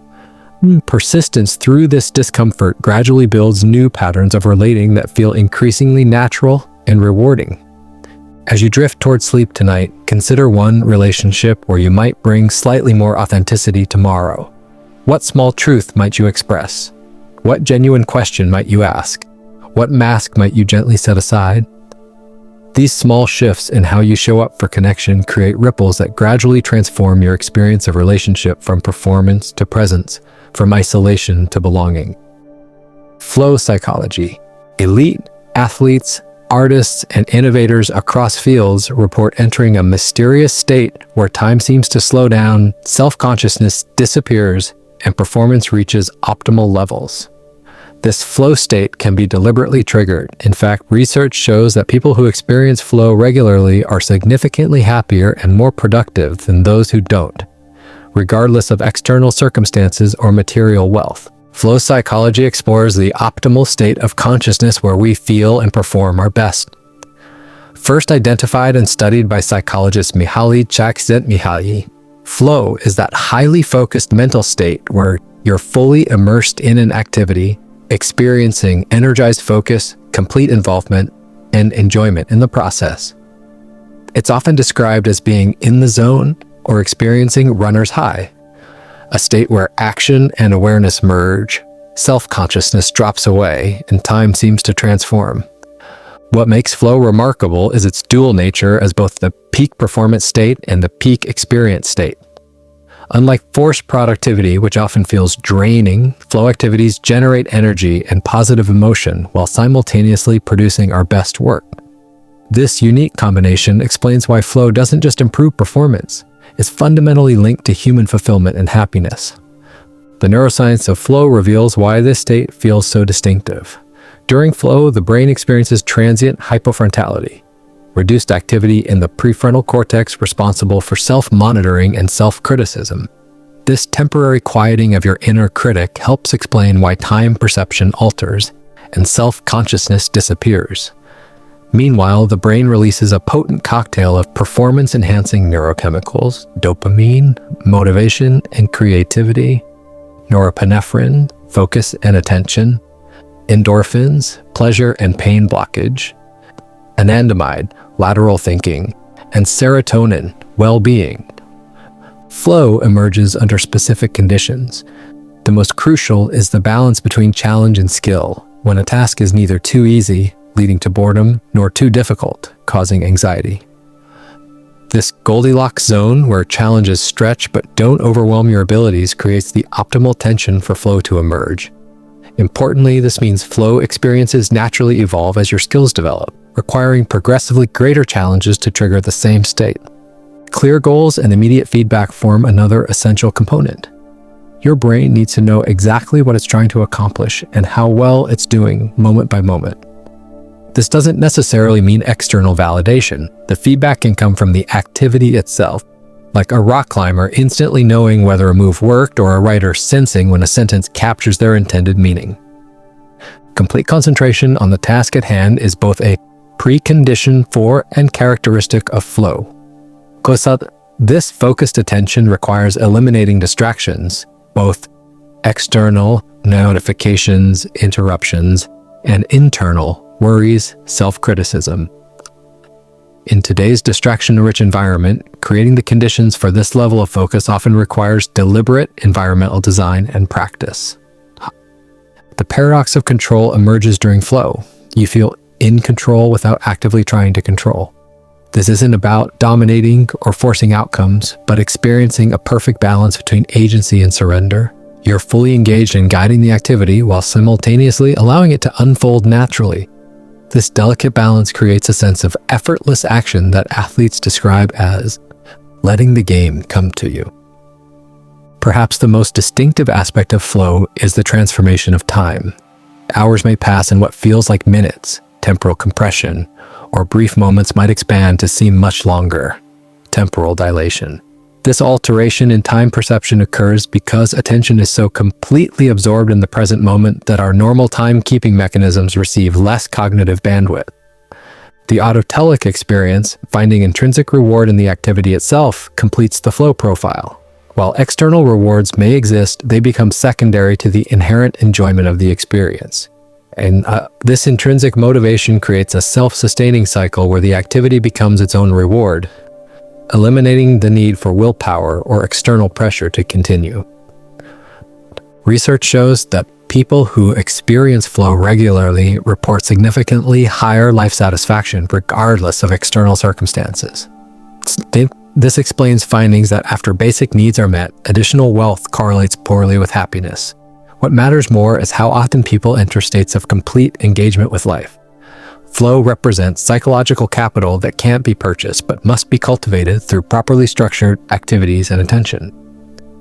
Implementing flow psychology begins with identifying your personal flow triggers. Reflect on times when you've lost track of time, felt completely absorbed, and experienced that sense of energized focus. What activities consistently create this state for you? These might include creative pursuits, physical activities, problem-solving, deep conversation, or countless other possibilities unique to your interests and abilities. Structure your environment to support flow by eliminating distractions.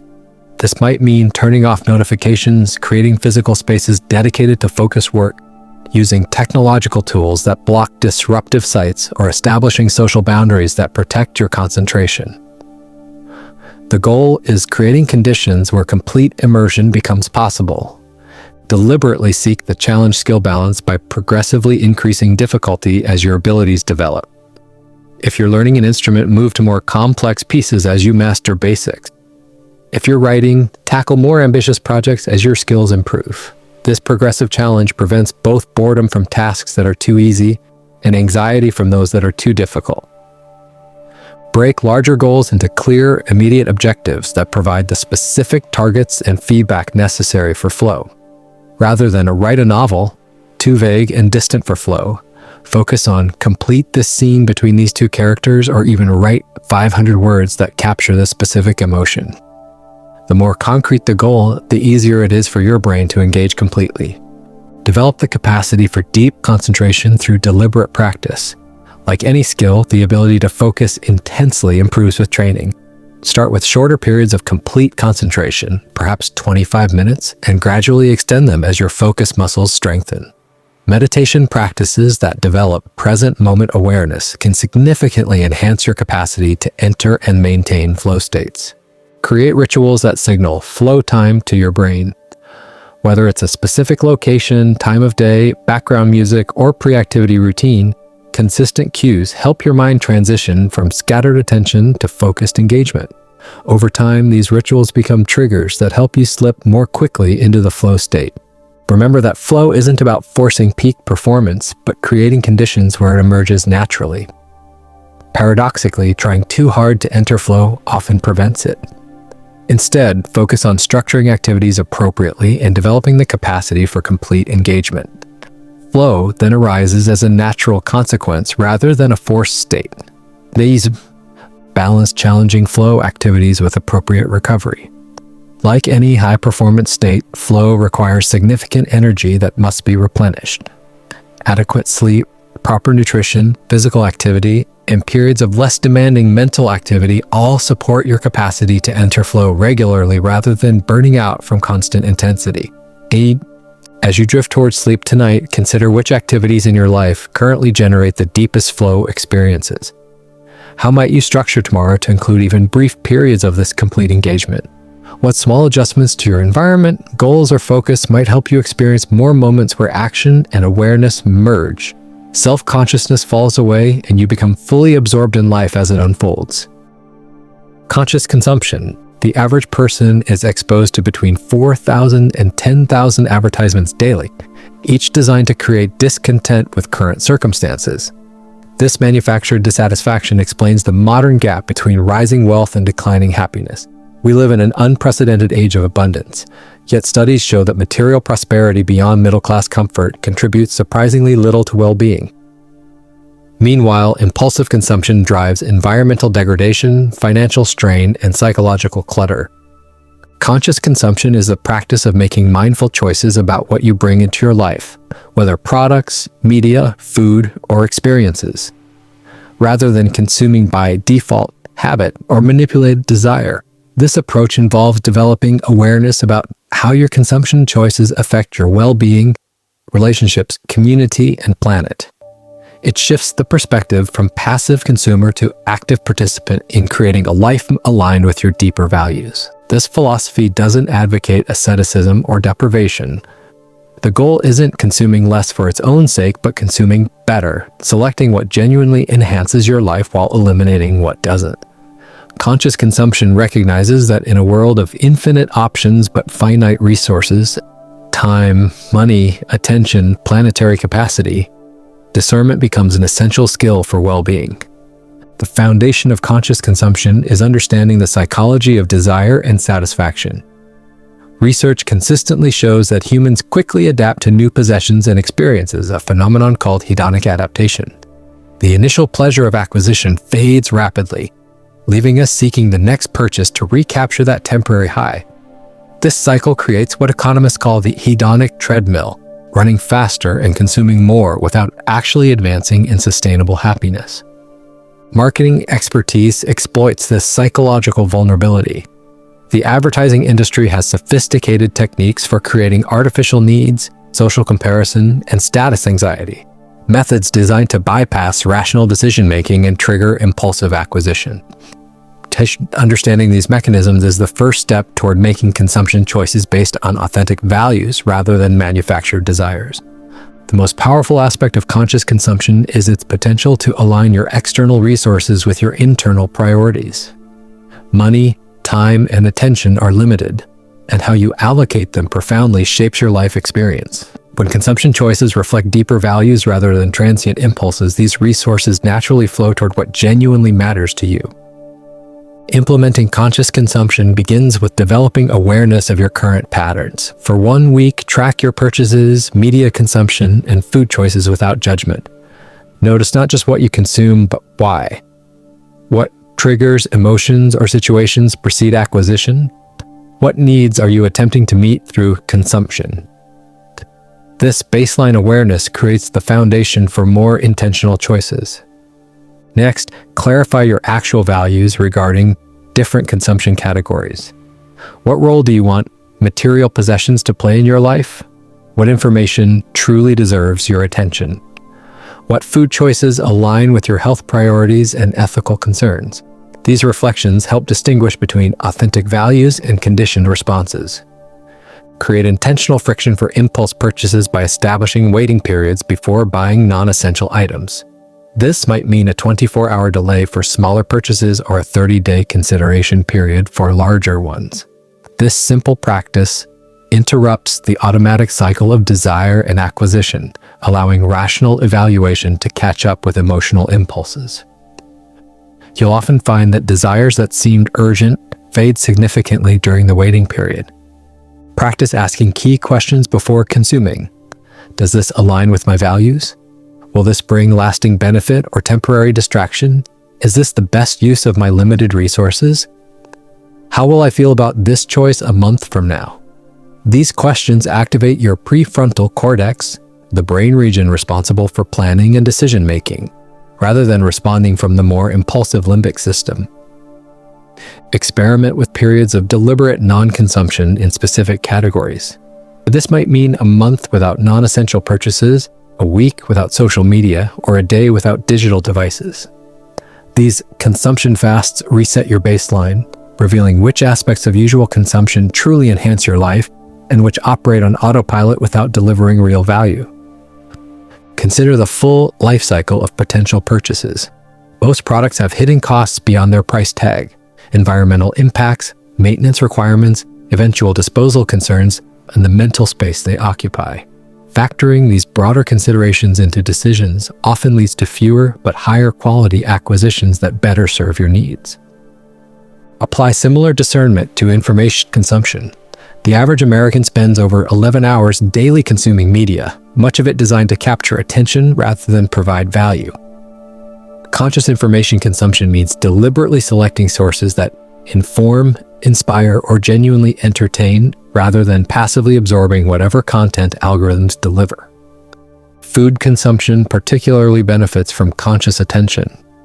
Noticing how different foods affect your energy, mood, and well-being creates natural motivation for choices aligned with health, rather than just immediate pleasure.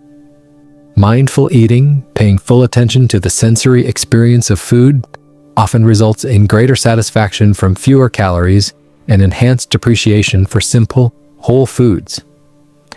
Experience consumption, how you spend your time and attention, may be the most important domain for consciousness. Research consistently shows that experiences contribute more to lasting happiness than material possessions. Consciously choosing experiences that provide meaning, connection, and growth often delivers more satisfaction than acquiring things. Develop awareness of how social environment influences consumption. We're naturally affected by the consumption norms of those around us, often unconsciously. Noticing when you feel pressure to consume based on others' expectations or habits creates space to make choices aligned with your own values rather than external standards. Remember that conscious consumption isn't about perfection, but progression. The goal isn't eliminating all impulsive or pleasure-driven consumption, but gradually increasing the percentage of consumption choices that reflect your deeper values. Small, consistent shifts toward greater consciousness ultimately transform your relationship with the material world. Practice gratitude for what you already have. Research shows that appreciation for existing possessions and circumstances reduces the perceived need for new acquisitions. Regular gratitude practices, whether through journaling, mental noting, or verbal expression, help counteract the scarcity mindset that drives much unconscious consumption. The ultimate goal of conscious consumption is using external resources to support what matters most to you. When acquisition shifts from an end in itself to a means for creating a life of meaning, connection, and contribution, consumption takes its proper place as servant rather than master. As you gain clarity about what genuinely enhances your well-being, decisions about what to bring into your life and what to leave out become increasingly straightforward. As you drift toward sleep tonight, consider one area of consumption where you might bring greater consciousness tomorrow. What small shift would better align your resources with your deeper values? What might you gain by consuming with greater intention in this area? These questions plant seeds for more mindful choices that gradually transform your relationship with the material world, from automatic to intentional, from compulsive to aligned. Self-compassion practice. Brain imaging studies reveal that self-criticism activates neural networks associated with threat and punishment, while self-compassion activates caregiving systems. This distinction explains why harsh inner critics often sabotage the very improvements they demand. When we attack ourselves for imperfections or mistakes, we trigger the same physiological stress responses as external threats, impairing the very cognitive functions needed for learning and growth. Self-compassion practice is treating yourself with the same kindness, concern, and support you'd offer to a good friend. This approach replaces the harsh inner critic with a wise inner ally who recognizes that imperfection is part of shared human experience and that struggling moments deserve a compassion rather than criticism. Unlike self-esteem, which depends on being special or above average, self-compassion provides emotional resilience without requiring you to feel better than others. This philosophy, developed and researched extensively by psychologist Kristin Neff, challenges the common belief that self-criticism motivates improvement. Research consistently shows the opposite. Harsh self-judgment triggers threat responses that undermine motivation, performance, and well-being. Self-compassion, by contrast, creates psychological safety that allows us to acknowledge mistakes and weaknesses without defensive denial or crippling shame, ultimately supporting greater growth and resilience. Self-compassion consists of 3 core components. The first is mindfulness, the balanced awareness of negative thoughts and emotions without suppressing or exaggerating them. Rather than running away from painful feelings or becoming completely absorbed in them, mindfulness acknowledges suffering with a degree of separation. This is a moment of suffering rather than everything is terrible. The second component is common humanity, recognizing that struggle and imperfection are universal human experiences rather than evidence of personal deficiency. When facing difficulties, the mind often isolates us in a story of personal failure. What's wrong with me? Self-compassion reconnects us to the reality that challenges, failures, and imperfections are part of shared human experience. This is part of being human. The third element is self-kindness, offering yourself warmth, support, and understanding rather than harsh judgment during difficult times. This doesn't mean excusing harmful behaviors or abandoning standards, but approaching shortcomings with gentleness rather than contempt. Self-kindness asks, what do I need right now? Rather than, how could I be so stupid? The resistance to self-compassion often stems from misconceptions. Many fear that being kind to themselves will lead to complacency, selfishness, or lowered standards. Research contradicts these fears, showing that self-compassionate individuals demonstrate greater personal accountability, stronger motivation for self-improvement, and more caring behavior toward others compared to those driven by self-criticism. This counterintuitive relationship between self-compassion and motivation emerges because harsh self-criticism activates threat responses that impair learning and growth. When we feel under attack, even from ourselves, the body diverts resources towards self-protection rather than exploration and development. Self-compassion creates the psychological safety necessary for acknowledging weaknesses, learning from mistakes, and taking risks essential for growth. The neurobiological underpinnings of self-compassion reveal why it works. Self-criticism activates the sympathetic fight-or-flight nervous system, increasing stress hormones like cortisol and adrenaline. Self-compassion triggers the parasympathetic rest and digest system and releases oxytocin and opiates that generate feelings of security and care. These physiological distinctions explain why self-compassion feels soothing while creating neural conditions conducive to learning and growth. Implementing self-compassion begins with recognizing your inner critic's voice. Notice when you speak to yourself harshly, the language, tone, and underlying messages. Would you speak this way to someone you care about? How does this critical voice affect your emotions and behavior? This awareness creates space to choose a different response. When you notice suffering, whether from external circumstances or self-judgment, practice the 3 components of self-compassion. Acknowledge the difficulty with mindful awareness. This is really hard right now. Connect to common humanity. Other people feel this way too. This is part of being human. Offer yourself kindness. May I be kind to myself in this moment. Physical gestures can activate the self-compassion response. Placing a hand on your heart, giving yourself a gentle hug, or adopting a posture that feels supportive sends signals of care to your nervous system. These simple somatic practices tap into the body's mammalian caregiving system, generating feelings of warmth and support even when you're struggling to feel compassionate mentally. Self-compassionate letter writing provides another powerful practice. Write to yourself from the perspective of an unconditionally loving, wise friend who sees all your struggles and strengths clearly. What would this compassionate perspective offer you? What truths would it speak with kindness?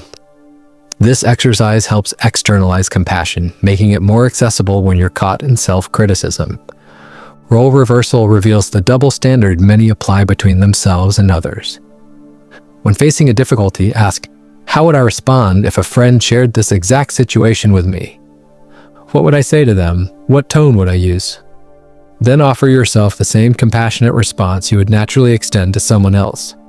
Self-compassion breaks require recognizing moments of suffering in daily life and responding with brief, compassionate interventions. When you make a mistake, receive criticism, or feel inadequate, pause for just 20 to 30 seconds to acknowledge the pain and offer yourself kindness. These micro-practices gradually rewire your default response to difficulty from self-criticism to self-support. For deeper suffering, self-compassion meditation provides a structured approach. Sit quietly and bring to mind a current struggle. Feel where this difficulty manifests in your body. Place a hand where you sense discomfort and acknowledge this hurts. Remind yourself that suffering, is part of our shared humanity. Then offer yourself phrases of kindness. May I be kind to myself. May I give myself the compassion I need. The practice extends to setting compassionate boundaries. Self-compassion isn't just about soothing words, but about taking actions that honor your needs and well-being.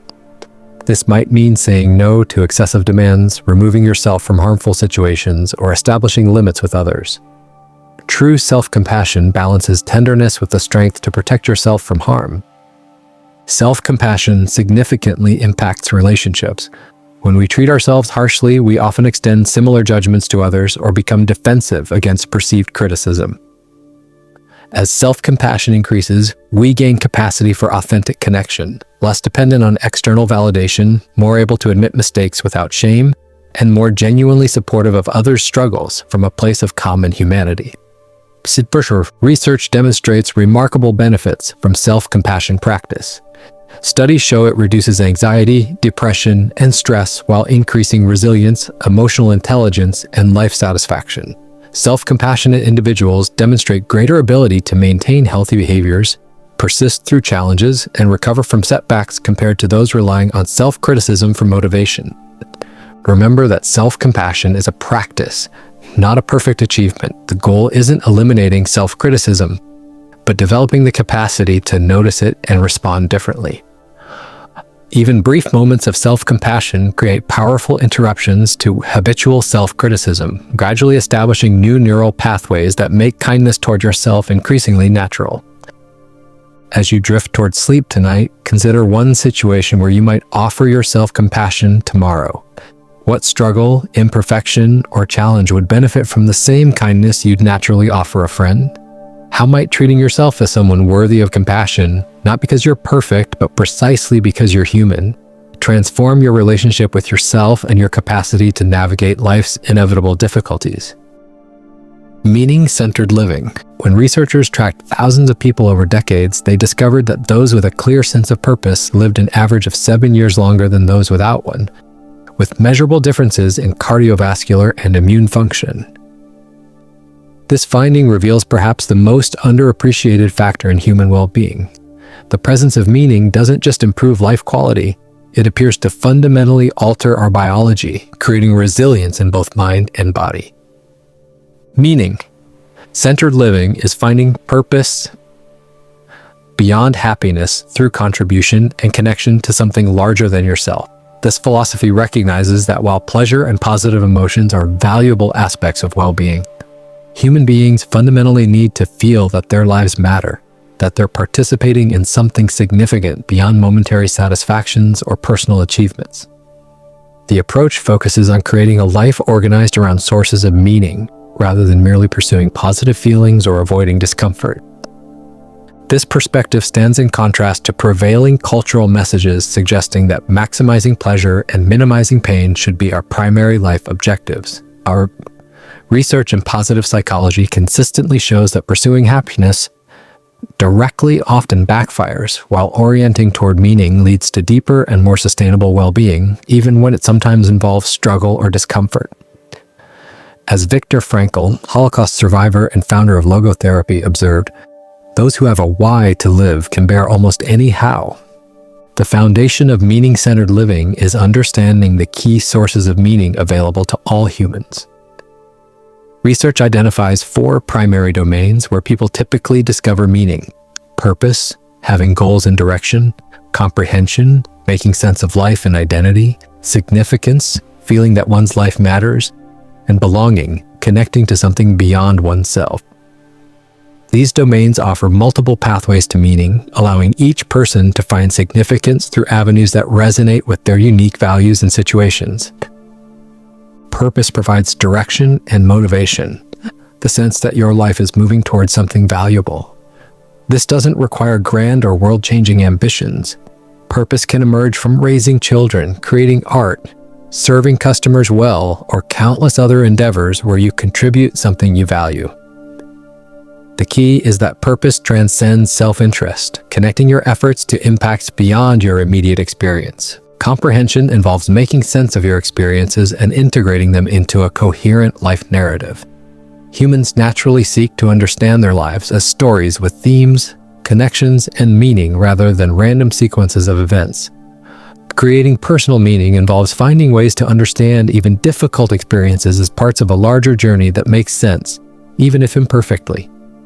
Significance refers to the feeling that your existence matters, that the world is in some way different because you're in it. This doesn't require fame or extraordinary achievement, but can emerge from relationships where you're genuinely valued, work that makes a difference to others, or contributions that align with your deepest values. Significance comes from knowing your presence has meaningful impact. Belonging connects you to something larger than yourself, whether communities, causes, traditions, or spiritual frameworks. This transcendent connection places your individual life within broader contexts that extend beyond your personal boundaries and time frame.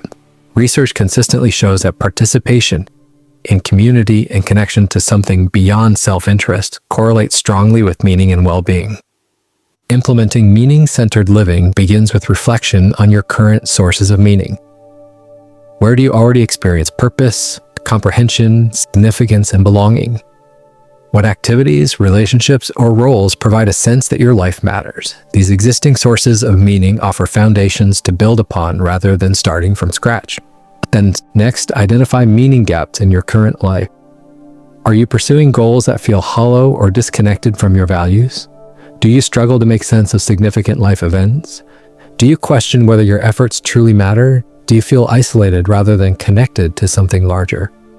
These gaps reveal opportunities to cultivate greater meaning through deliberate choices. Create a personal meaning statement that articulates what matters most to you and how you want to contribute. This isn't about crafting perfect prose, but clarifying your core values and their implications for how you live. What difference do you want your existence to make? What principles do you want to embody regardless of circumstances? This statement serves as a compass for meaningful decisions rather than a rigid plan. Align daily activities with your sources of meaning. Small adjustments can significantly increase meaning without requiring dramatic life changes. This might involve modifying how you approach existing responsibilities to better express your values, carving out time for meaningful pursuits alongside practical necessities, or bringing greater awareness to the significance of routine interactions. Cultivate meaning through contribution. Research consistently shows that giving to others creates greater meaning and satisfaction than self-focused pursuits. Look for opportunities to contribute your unique strengths, whether through formal volunteering, strengthening relationships, mentoring others, or simply bringing greater care to interactions. The key is moving beyond self-interest to create value for others. Develop meaningful rituals that connect you to what matters most. These might be traditional religious practices, personal ceremonies marking significant transitions, regular gatherings with community, or simple daily habits that reinforce your values. Rituals create tangible expressions of meaning that anchor abstract values in concrete experiences and shared traditions. Cultivate meaning through attention to beauty and excellence. Taking time to appreciate art, nature, skilled performance, or other manifestations of beauty creates moments of transcendence that connect you to something larger than everyday concerns. This appreciation needn't be elaborate. Simply noticing the sunrise, really listening to music, or acknowledging excellence in ordinary tasks can create meaningful moments amid routine. Practice meaning making during difficulties by asking what values or capabilities you can express even in challenging circumstances. This doesn't mean denying pain or pretending hardships are good, but rather finding ways to respond that align with what matters most to you. Even in circumstances you didn't choose, you retain the freedom to choose what values you'll express in your response. Remember that meaning isn't found exclusively in extraordinary moments, but primarily in how you approach ordinary life. The parent who sees raising children as contributing to the future, the teacher who recognizes each interaction as potentially life-changing, the healthcare worker who views routine tasks as expressions of care, each finds meaning not by changing what they do, but by connecting it to purposes beyond themselves. The research on meaning's impact is compelling. Studies show that people who report high levels of meaning demonstrate greater resilience during difficulties, stronger immune function, lower inflammation markers, reduced risk of cognitive decline, and significantly longer lifespans compared to those lacking purpose. The presence of meaning appears to fundamentally alter how the body responds to stress and challenge. As you drift toward sleep tonight, consider one activity tomorrow that you might approach with greater awareness of its meaning. How might this ordinary task connect to your larger values or contribute beyond yourself? This simple shift in perspective, seeing the sacred within the ordinary, transforms routine actions into expressions of what matters most, creating a life rich in meaning regardless of circumstances. Habit design. Approximately 45% of daily behaviors are automatic habits rather than conscious decisions. This finding transforms our understanding of change from willpower battles to environment design. We often attribute success to motivation and discipline, yet research consistently shows that our surroundings and routines shape our behaviors far more powerfully than our intentions. The most effective path to lasting change isn't trying harder, but designing systems that make good behaviors inevitable rather than exhausting. Habit design is creating lasting behavior change through environmental cues rather than willpower. This approach recognizes that human behavior follows predictable patterns triggered by specific contexts rather than resulting solely from conscious choice. By understanding the mechanics of habit formation and strategically structuring your environment, you can establish positive behaviors that eventually become effortless parts of your identity. This philosophy stands in contrast to traditional approaches to behavior change that emphasize motivation, commitment, and sheer determination. While these factors may initiate change, research in behavioral psychology demonstrates they rarely sustain it. Willpower fluctuates daily and depletes with use, making it an unreliable foundation for lasting transformation. Habit design creates systems that require minimal willpower because behaviors become automatic responses to environmental triggers. The foundation of habit design is understanding the habit loop, the neurological pattern that governs any habit. First identified by MIT researchers, this loop consists of three elements: the cue, a trigger that initiates the behavior; the routine, the behavior itself; and the reward, the benefit that satisfies a craving and teaches your brain to repeat the cycle. By manipulating these elements, you can deliberately engineer habits rather than hoping they develop through repetition alone. Cues fall into 5 primary categories: location, time, emotional state, other people, and immediately preceding actions. To establish a new habit, you must attach it to a specific, consistent cue from one or more of these categories. Rather than vague intentions like exercise more, habit design creates precise implementation intentions. After I pour my morning coffee, preceding action, I'll do 10 minutes of stretching, new habit. This clarity eliminates the decision-making that often derails good intentions. The environment shapes behavior by presenting cues that trigger automatic responses. By strategically designing your surroundings, you can increase exposure to cues for desirable habits while eliminating triggers for unwanted behaviors. This might mean placing a water bottle on your desk to increase hydration, preparing healthy snacks at eye level in your refrigerator, or removing social media apps from your phone's home screen to reduce distraction. Habit stacking, attaching new behaviors to existing habits, provides another powerful strategy. Since established habits already have strong neural pathways, linking new behaviors to them transfers some of that automaticity. The formula is simple. After a current habit, I will new habit. This might look like, after brushing my teeth, I will meditate for 2 minutes. Or, after sitting down. At my desk, I will set my top 3 priorities for the day. Friction plays a crucial role in habit formation. Increasing friction for unwanted behaviors, putting the TV remote in a drawer, keeping junk food out of the house, makes them less likely, while reducing friction for desired behaviors, setting out exercise clothes the night before, preparing healthy meal ingredients in advance, increases their probability. This strategic manipulation of effort leverages our natural tendency to follow the path of least resistance.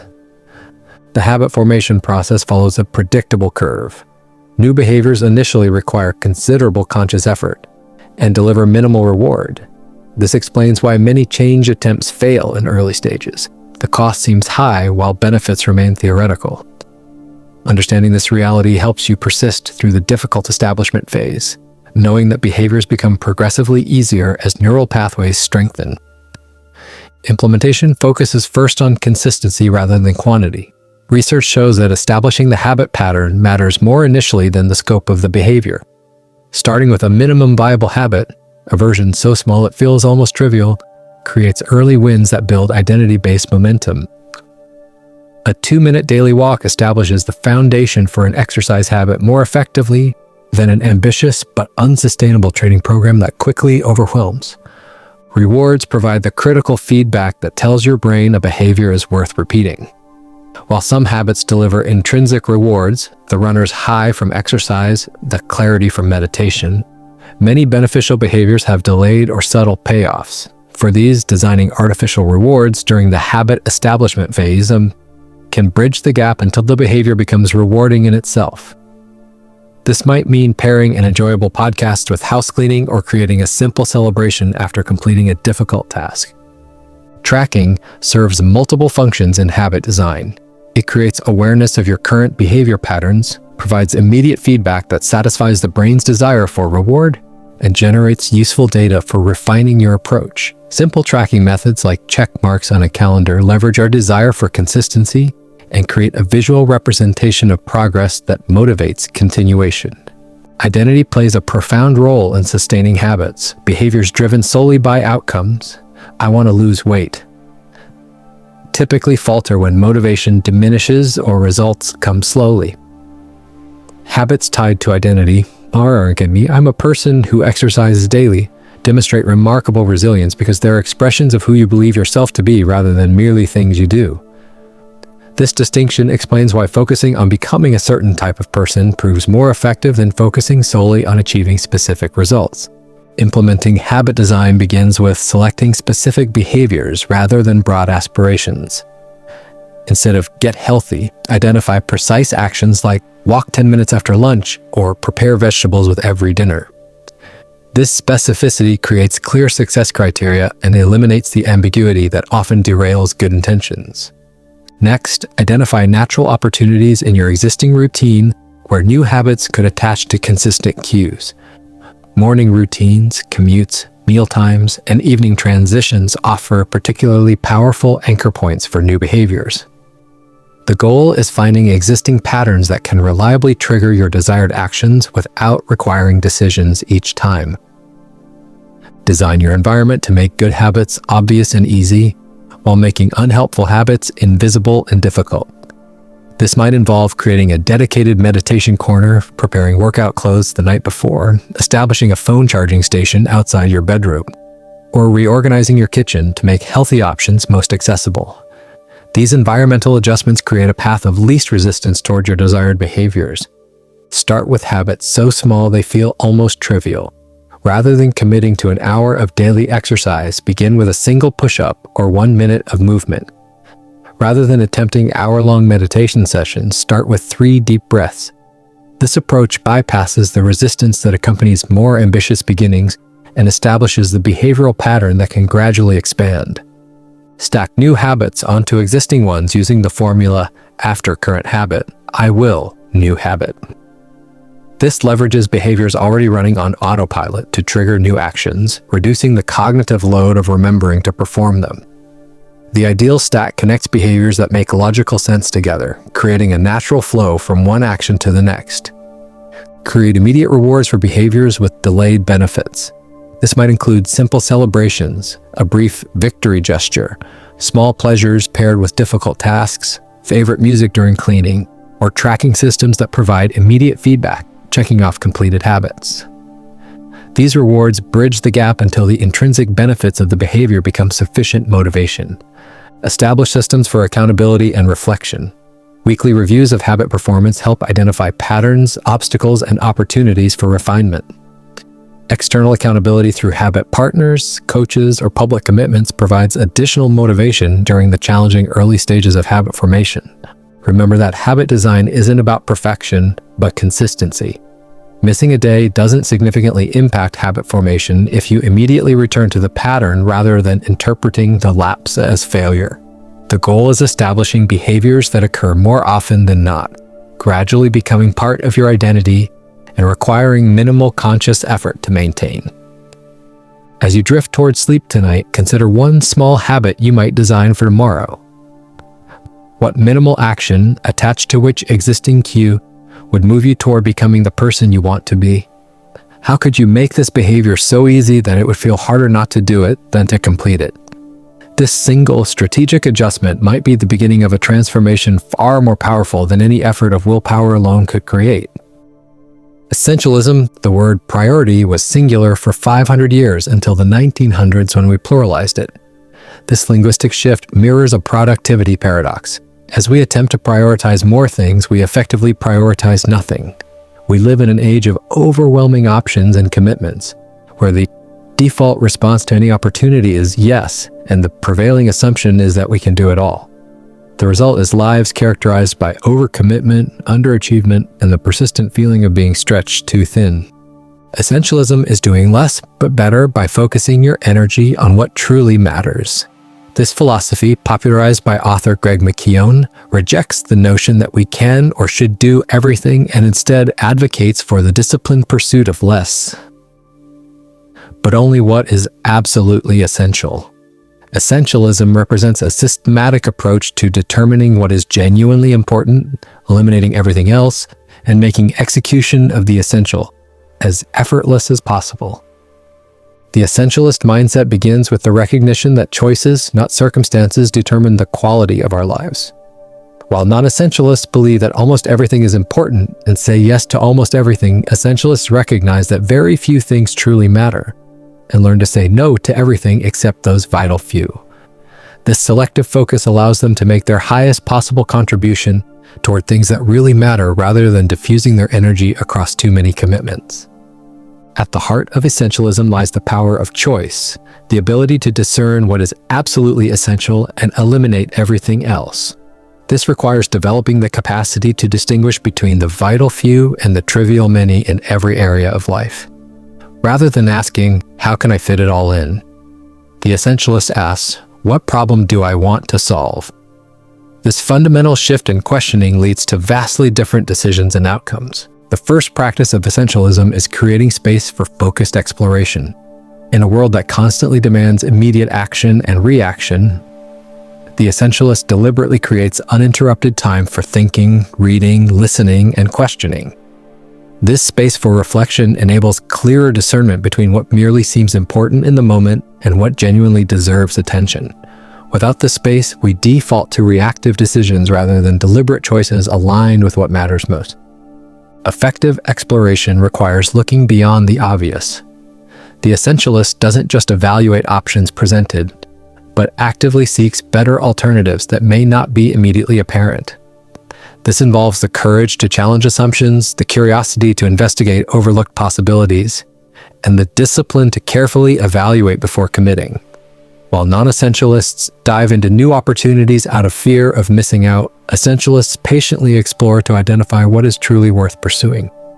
The power of extreme criteria transforms decision-making. Rather than using the broad standard of, is this a good opportunity? Essentialists apply the much more selective filter. Is this the very best use of my resources? This shift from good to best eliminates the merely decent options that consume resources without delivering exceptional returns. The essentialist understands that saying yes to something merely good means saying no to something potentially great. Once the essential has been identified, elimination becomes the necessary next step. The courage to eliminate the non-essential, to say no gracefully but firmly, distinguishes the essentialist approach. This doesn't mean being uncooperative or disengaged, but rather recognizing that saying yes to everything undermines your ability to make your highest contribution to what matters most. The essentialist understands that a clear no is better than an ambiguous or reluctant yes.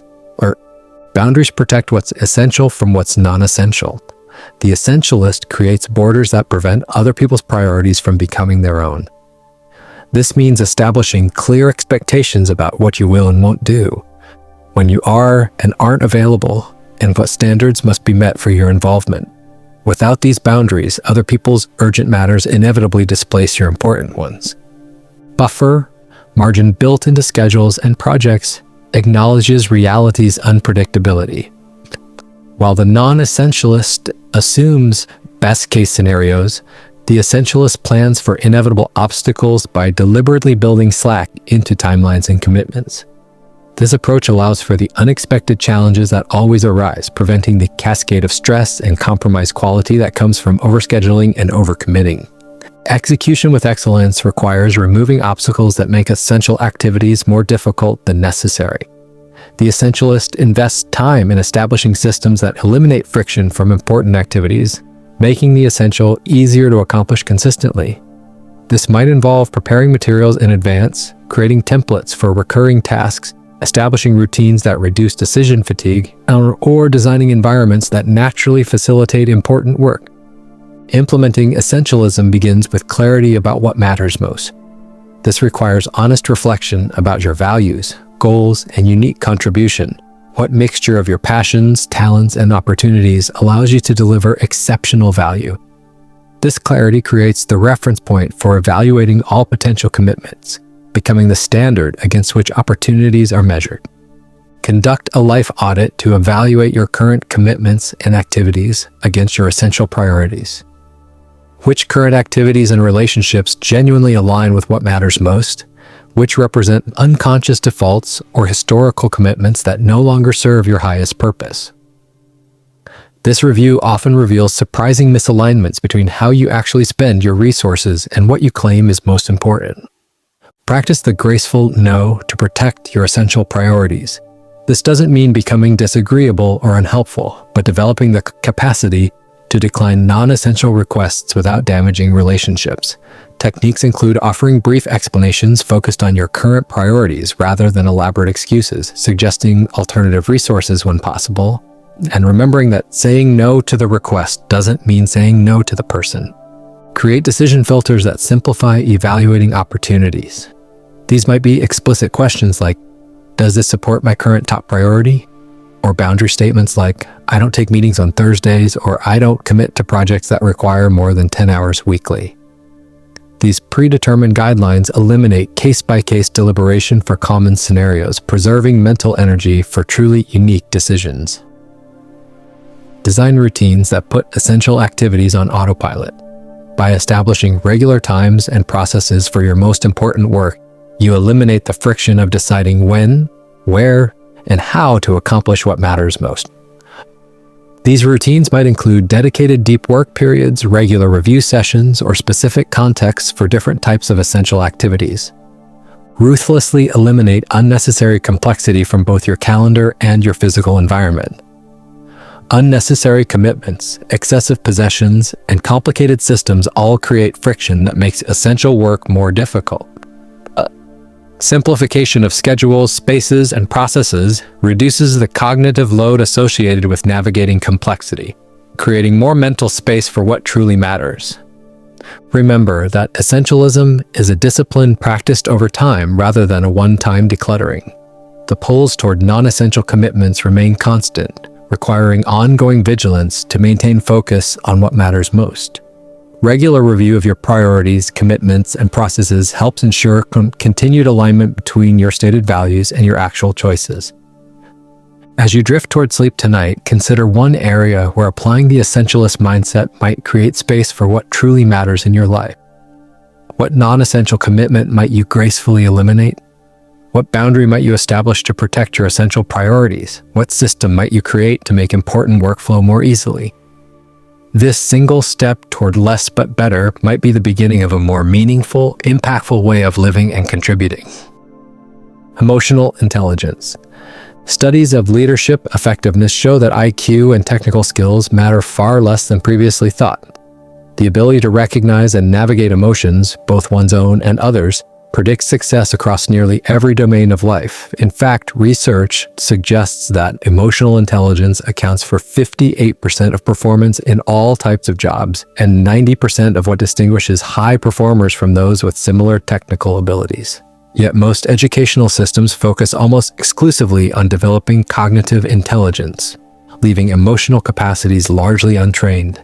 Emotional intelligence is developing awareness and skillful navigation of your emotional landscape. First introduced by researchers Peter Salovey and John Mayer, and later popularized by psychologist Daniel Goleman, this concept recognizes emotions as valuable sources of information rather than irrational disruptions to logical thinking. It encompasses the ability to accurately identify emotions, understand their causes and influences, manage emotional responses effectively, and navigate social interactions with empathy and skill. Traditional views often present emotions and reason as opposing forces, suggesting that logical thinking requires suppressing feelings. Emotional intelligence rejects this false dichotomy, recognizing that emotions contain essential data about what matters to us and how we're relating to our experiences. Rather than attempting to eliminate emotions from decision-making, the emotionally intelligent person learns to integrate emotional information with rational analysis, creating more nuanced and effective responses. The foundation of emotional intelligence is self-awareness, the ability to recognize and accurately label your emotional states as they occur. Most people operate with limited emotional vocabulary, describing themselves as simply good, bad, fine, or stressed, rather than distinguishing between more precise states like disappointment, anticipation, resentment, or contentment. This limited emotional literacy creates confusion about what we're actually experiencing and how to respond appropriately. Emotional self-awareness begins with developing the capacity to notice physical sensations associated with different feelings.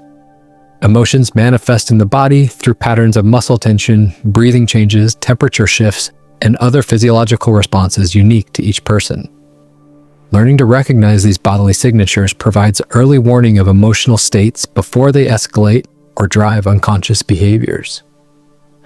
Expanding emotional vocabulary significantly enhances self-awareness, moving beyond basic terms like angry or sad to more nuanced descriptions like indignant, disappointed, melancholic, or despondent creates greater precision in understanding what you're actually experiencing. This specificity helps identify appropriate responses since different emotional shades call for different approaches. Understanding triggers and patterns forms another critical aspect of emotional intelligence. By noticing which situations, thoughts, or interactions typically precede particular emotional states, you develop the capacity to anticipate and prepare for predictable emotional responses. This pattern recognition creates the possibility of choice rather than automatic reaction when triggers arise. Emotional management builds on this foundation of awareness. Rather than being controlled by emotional states, the emotionally intelligent person develops the ability to influence the intensity, duration, and expression of feelings. This doesn't mean suppressing emotions, which research shows is generally counterproductive, but rather responding to them strategically rather than reactively. Regulation techniques range from immediate interventions like deep breathing and cognitive reframing to longer-term practices like regular exercise, adequate sleep, and stress management. These approaches don't eliminate emotions but create space between feeling and response, allowing for more deliberate choices about how to express and channel emotional energy. Social awareness extends emotional intelligence beyond personal experience to recognizing and understanding others' feelings. This capacity for empathy, the ability to sense what another person might be feeling, enables more effective communication, conflict resolution, and relationship building. Without this awareness, interactions become exercises in projection, with each person responding to assumptions rather than the other's actual experience. Empathy develops through deliberate attention to others' emotional cues, facial expressions, body language, tone of voice, and word choice.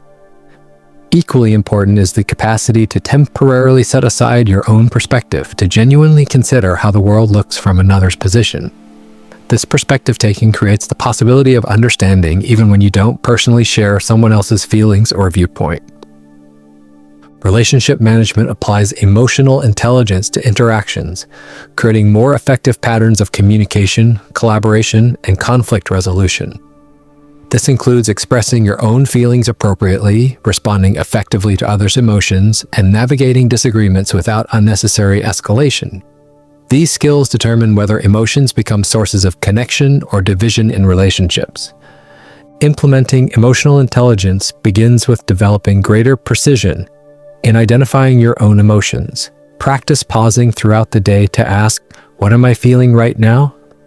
Extend beyond single-word labels to more nuanced descriptions, noticing physical sensations, thoughts, and action impulses associated with each emotion. This regular check-in develops the emotional equivalent of muscle memory, making recognition progressively more automatic. Create an emotions log to identify patterns and triggers.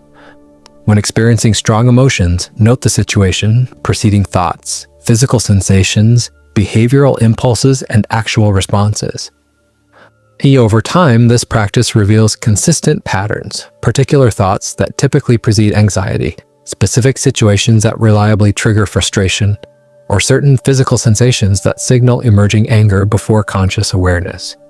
This pattern recognition creates early intervention opportunities. Practice cognitive reframing to shift emotional responses. When difficult emotions arise, identify the underlying interpretations driving the feeling. Are you viewing a situation as a threat when it could be seen as a challenge? Are you assuming negative intentions behind someone's behavior when other explanations are possible? Are you generalizing from a specific incident to a global judgment? Questioning and adjusting these interpretations often shifts the emotional response naturally. Develop response strategies for predictable emotional challenges.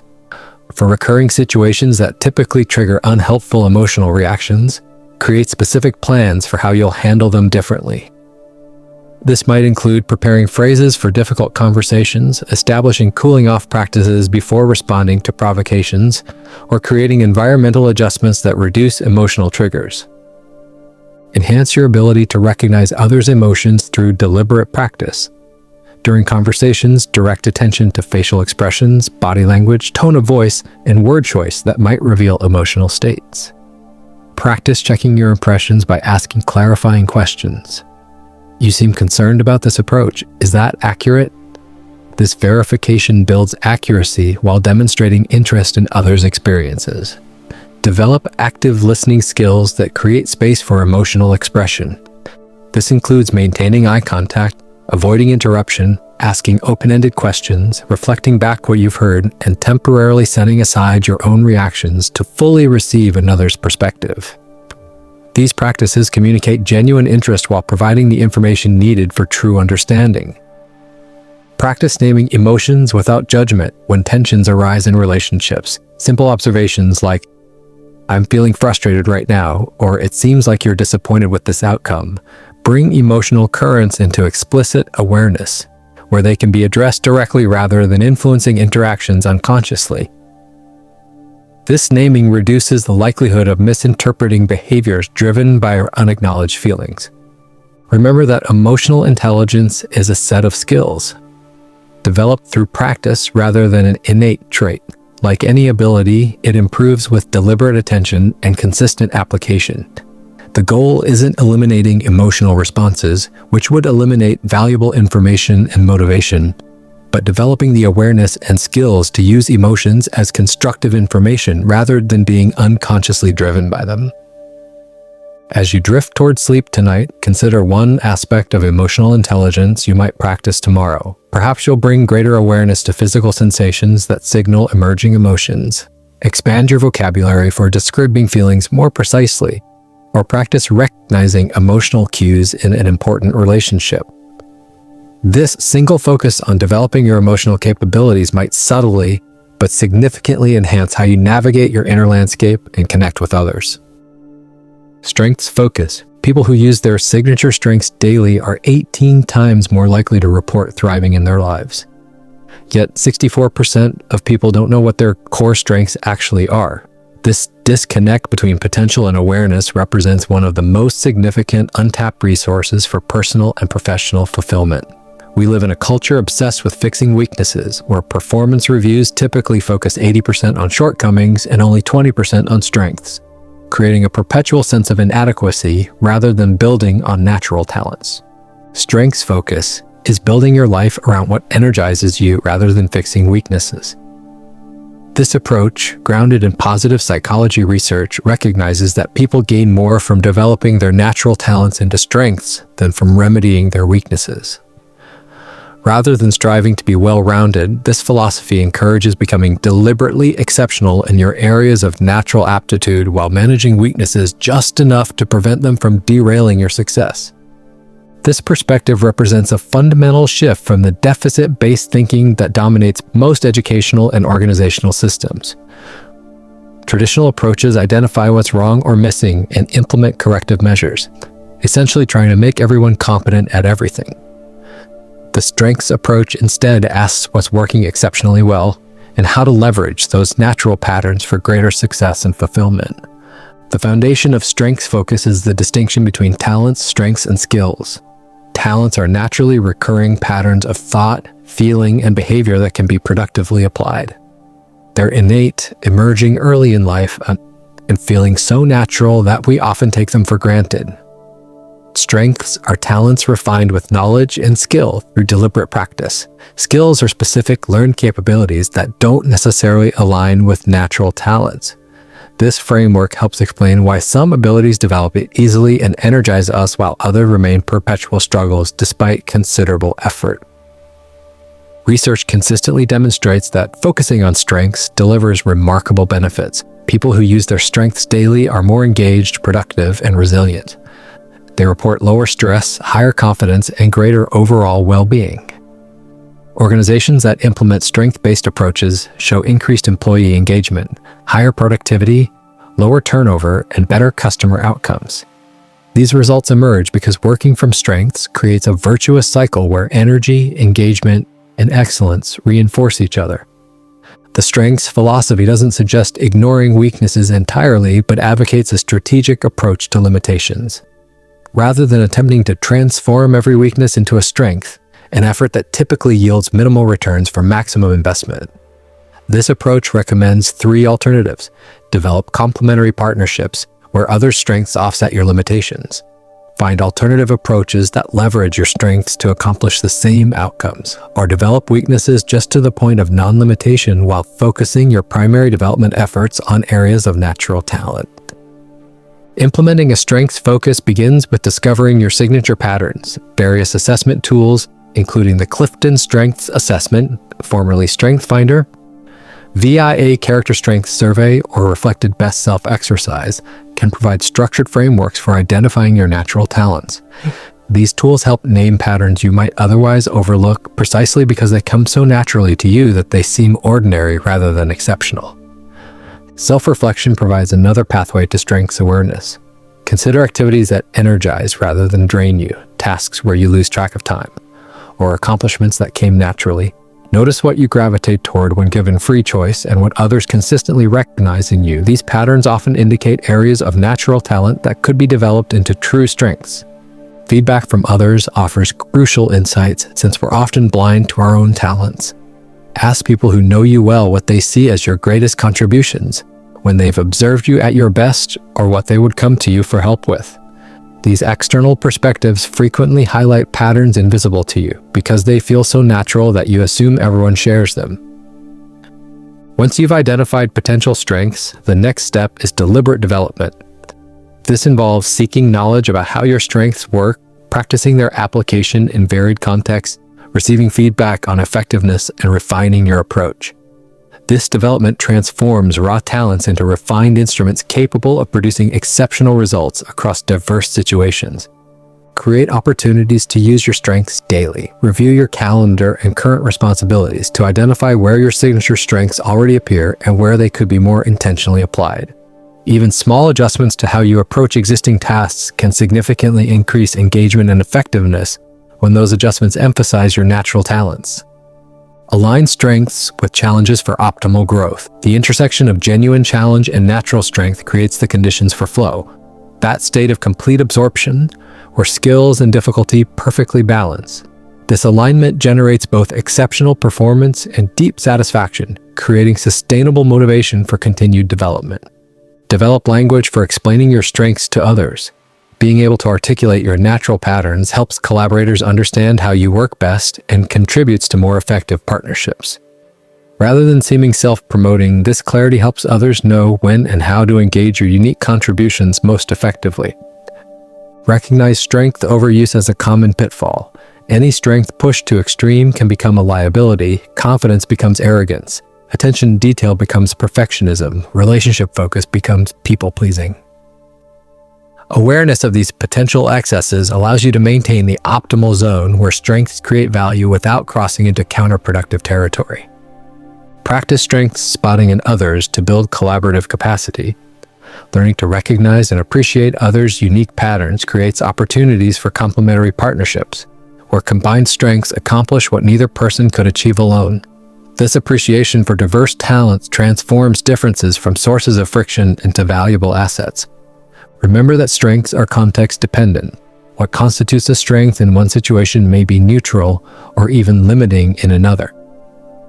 The goal isn't developing a static inventory of your strengths, but rather learning which of your natural patterns create value in specific contexts and how to apply them fluidly across different situations.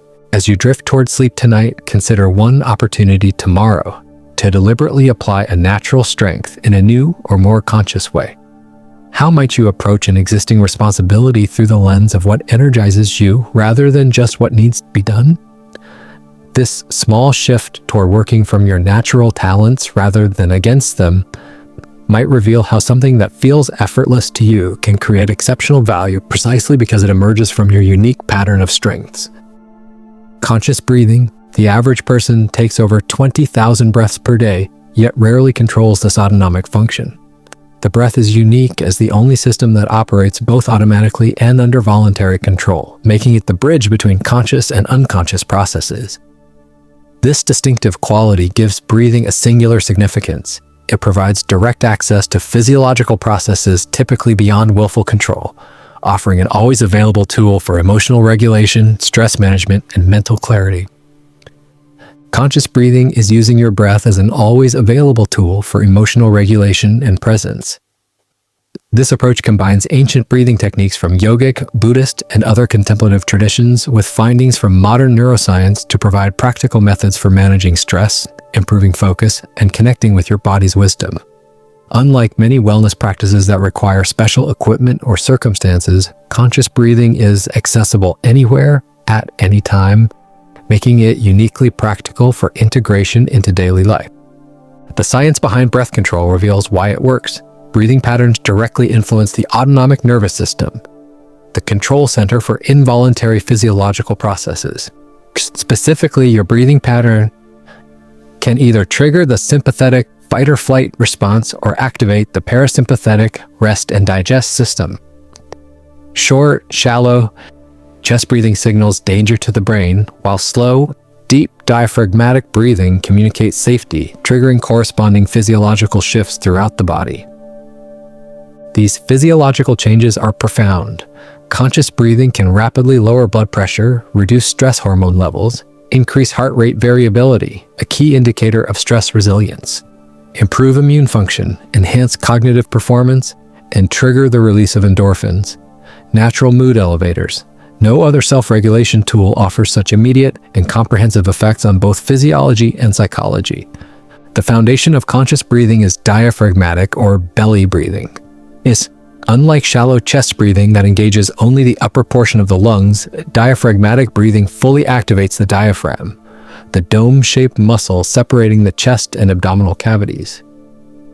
This deeper breathing increases oxygen exchange efficiency, activates the vagus nerve, the primary parasympathetic pathway, and naturally slows the breath rate, creating an immediate calming effect. Breath awareness forms a starting point for conscious breathing practice. Simply noticing your breath, its pace, depth, texture, and the sensations it creates, begins shifting breathing from an unconscious process to one within conscious control. This awareness alone often naturally regulates the breath without deliberate manipulation, as the observing mind influences the observed process.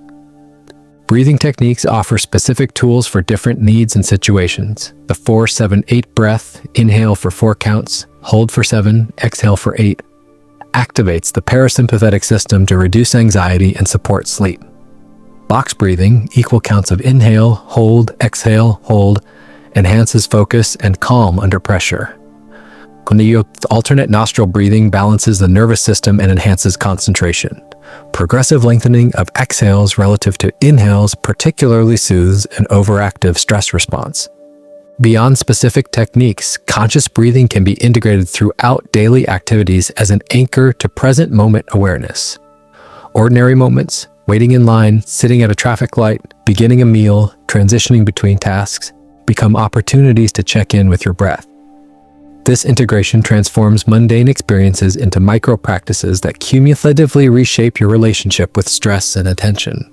The breath-emotion connection works bidirectionally. Not only does breath pattern influence emotional state, but emotional state manifests in breathing patterns. Anxiety typically appears as rapid, shallow breathing, anger as sharp, forceful breaths, and sadness as sighing, irregular breaths. By learning to recognize these patterns, you gain early awareness of emotional shifts before they fully develop, creating the opportunity for conscious regulation through breath adjustment. Implementing conscious breathing begins with establishing baseline awareness. Several times throughout the day, particularly during transitions between activities, pause to notice your current breathing pattern. Is it shallow or deep, fast or slow, smooth or irregular? Where do you feel the breath most prominently? Chest, abdomen, nostrils? This simple check-in develops the observational capacity necessary for conscious breathing. Practice diaphragmatic breathing daily to establish this healthier pattern as your default. Place one hand on your chest and another on your abdomen.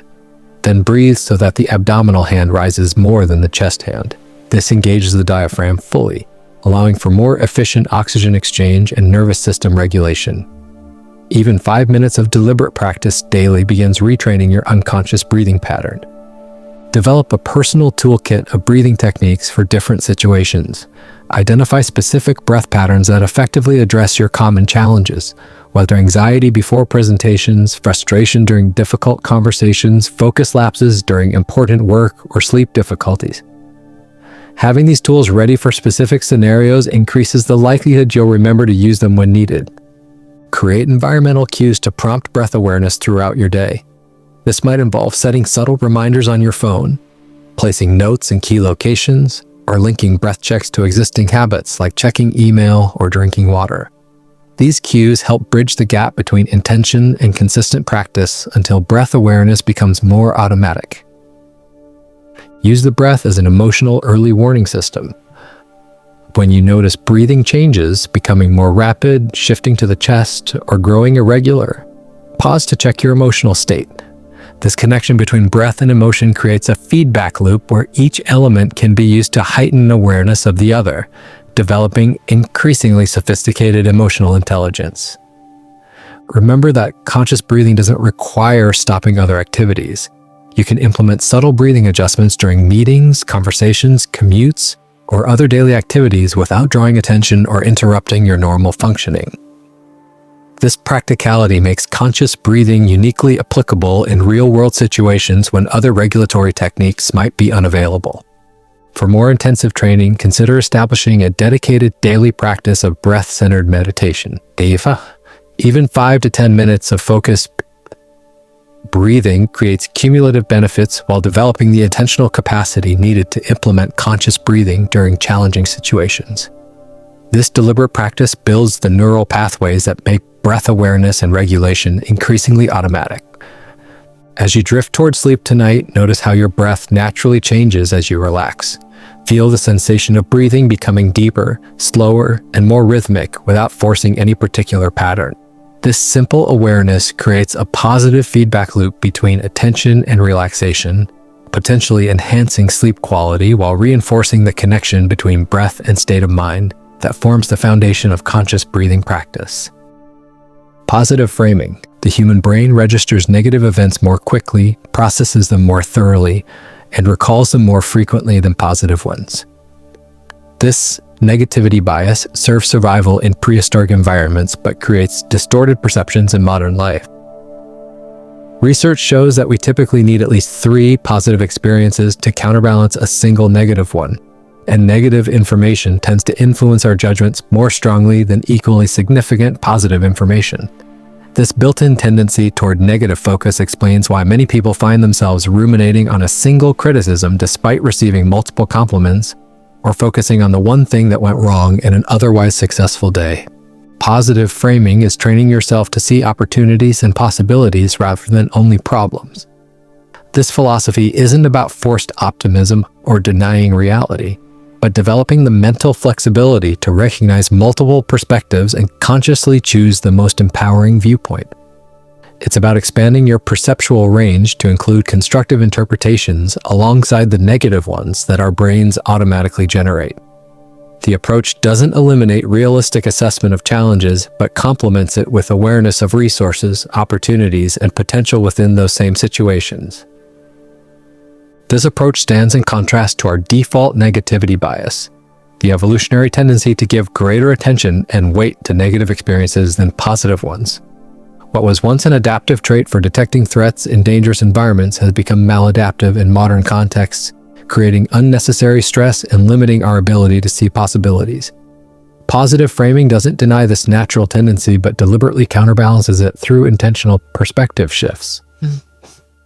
The scientific foundation for positive framing comes from research in cognitive psychology and neuroscience.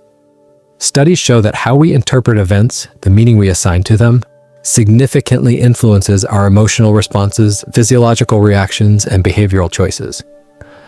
The same objective circumstances can generate either distress or opportunity depending on the mental frame we apply. This insight reveals that much of our suffering comes not from situations themselves, but from the limiting frames through which we view them. Positive framing works by expanding cognitive flexibility, the capacity to consider multiple interpretations of the same situation. People with greater cognitive flexibility demonstrate better problem-solving abilities, higher stress resilience, and more creative thinking. By deliberately practicing alternative interpretations, you strengthen neural networks associated with cognitive flexibility, gradually making constructive viewpoints more accessible, alongside the negative perspectives that arise automatically. Questions are powerful tools for changing frames. When facing challenges, questions like, what opportunity might be hidden in this situation? Or, what strengths am I developing through this experience? Or, what alternatives haven't I considered yet? Redirect attention from automatic negative assessments toward constructive possibilities. Unlike forced positivity, these questions don't deny difficulties, but add dimensions to your perception that might otherwise remain invisible. Language reveals and reinforces frames in subtle but powerful ways. Notice the difference between, I have to attend this meeting and I get to contribute to this project, or between this project failed and this attempt provided valuable feedback. These linguistic shifts aren't mere word games, but reflect fundamental differences in how we perceive and relate to situations, ultimately influencing our emotional responses and actions. Reframing isn't about ignoring problems, but expanding how you see them. Effective positive framing maintains awareness of challenges while simultaneously recognizing resources, opportunities, and constructive perspectives.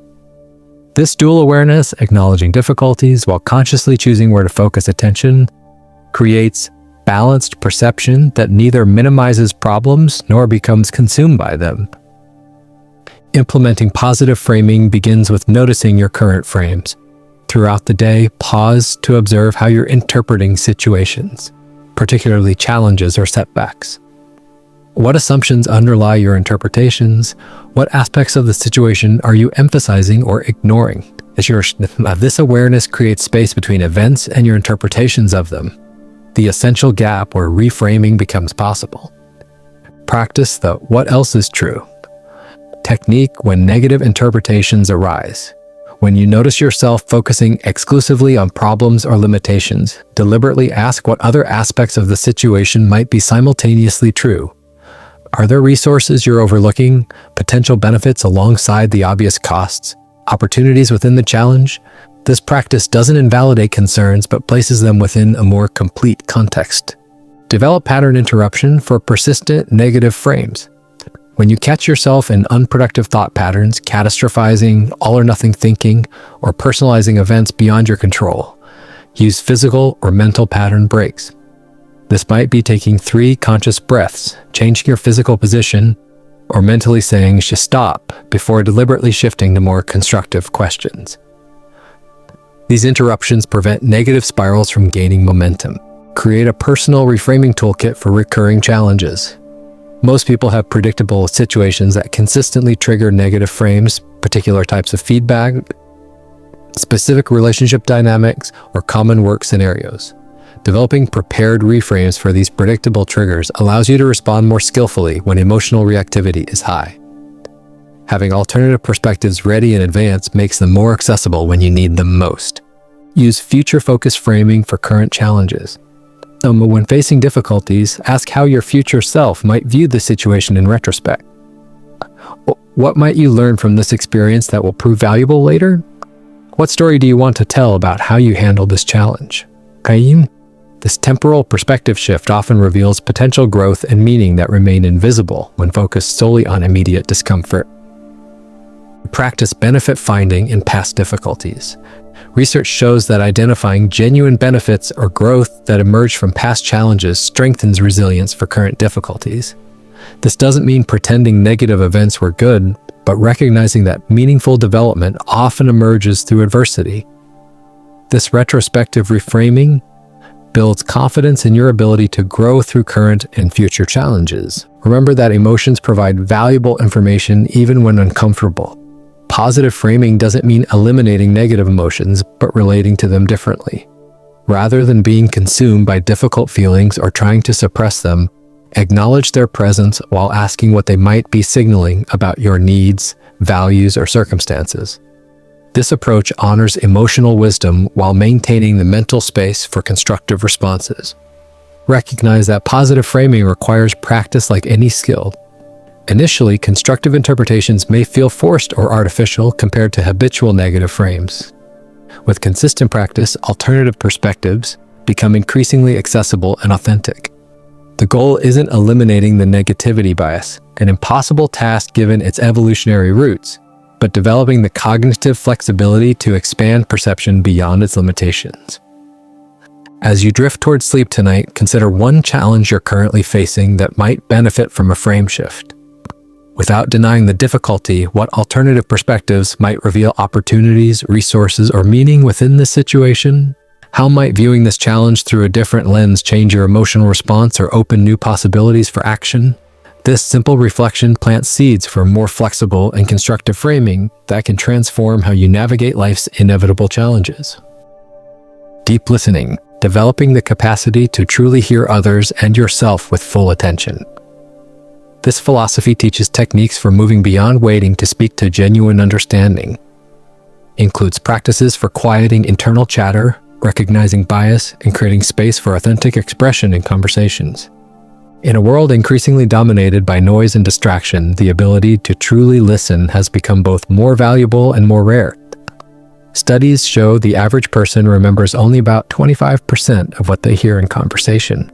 And most people speak at a rate of 125 to 175 words per minute, while thinking at 600 to 800 words per minute. This gap between speaking and thinking speeds creates a mental vacuum, often filled with planning responses, making judgments, or thinking about unrelated matters rather than fully absorbing what's being communicated.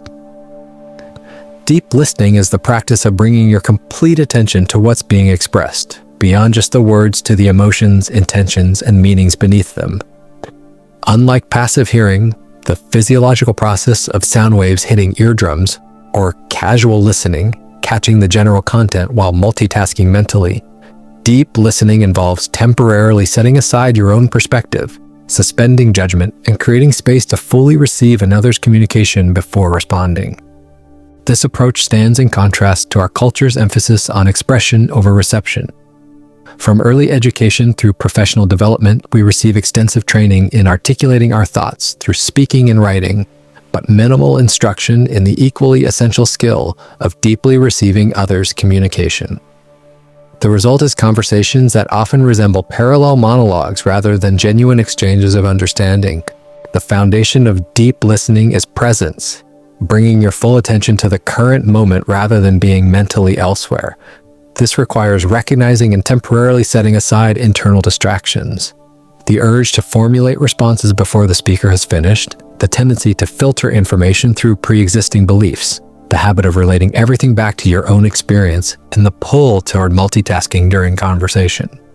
This mental clearing creates the space necessary for genuine reception. Listening beyond words forms another essential component. Research suggests that verbal content constitutes only about 7% of in-person communication, with tone, pace, and body language conveying far more information than the words themselves. Deep listening attends to these nonverbal dimensions, noticing emotional undertones, energetic shifts, and physical expressions that often communicate what words cannot. This comprehensive attention reveals layers of meaning that remain invisible to word-focused listening. Suspending judgment creates the receptivity necessary for deep understanding. The mind naturally sorts information into categories of agreement, disagreement, or like-dislike, often before fully comprehending what's being communicated. Deep listening practices temporarily postponing these evaluations, creating space to fully receive before responding. This doesn't mean permanently abandoning discernment, but rather ensuring that judgments emerge from complete understanding rather than premature reactions. Empathic connection distinguishes deep listening from merely technical comprehension. Beyond grasping factual content, deep listening involves sensing the emotions and needs underlying communication, the human experience behind the words. This emotional attunement doesn't require agreeing with or even necessarily liking what's being expressed, but it does involve recognizing the speaker's humanity and the legitimacy of their experience, however different from your own. Silence plays a crucial yet undervalued role in deep listening. Most conversations leave minimal space between exchanges, with barely perceptible pauses that allow for processing what's been shared. Deep listening intentionally expands these spaces, acknowledging that significant communication often requires integration time. These deliberate pauses benefit both speaker, who may discover deeper layers to express, and listener, who can fully absorb what's been shared before responding. Questions emerging from genuine curiosity rather than agenda distinguish deep listening from interrogation or leading conversations toward predetermined conclusions. These open questions, those that couldn't be answered with simple yes/no responses, invite exploration rather than defense, creating opportunities for the speaker to discover and articulate aspects of their experience they might not have previously recognized or expressed. Implementing deep listening begins with developing present moment awareness in conversations. Notice when your attention drifts to internal commentary, future planning, or unrelated thoughts, and gently bring it back to the person before you. This practice of returning attention without self-criticism gradually builds the mental muscle of sustained presence, essential for deep listening. Create physical conditions conducive to attentive listening. This might include removing obvious distractions, turning off notifications, putting away devices, positioning yourself to maintain comfortable eye contact, and adopting an open posture that communicates receptivity. These external adjustments both reduce distractions and signal to the speaker that their communication matters. Practice reflective responses that verify understanding before adding your perspective.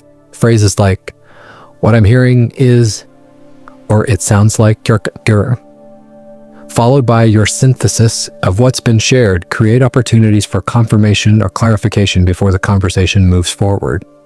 This reflection demonstrates that you've been genuinely listening while ensuring accurate understanding. Develop comfort with silence during conversations. When the speaker pauses, resist the urge to immediately fill the space with your response. Instead, allow a moment of integration before speaking, creating room for them to continue if their thought isn't fully expressed.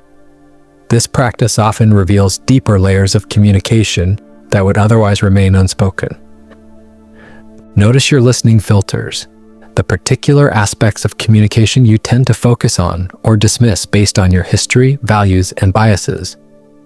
Do you attend primarily to emotional content or factual information? Are you more receptive to certain perspectives than others? Do particular words or tones trigger automatic reactions? This awareness helps you recognize when your perception is being colored by personal filters rather than receiving what's actually being expressed. Practice body-centered listening by noticing sensations that arise during conversation. Does tension develop in certain areas when particular topics emerge?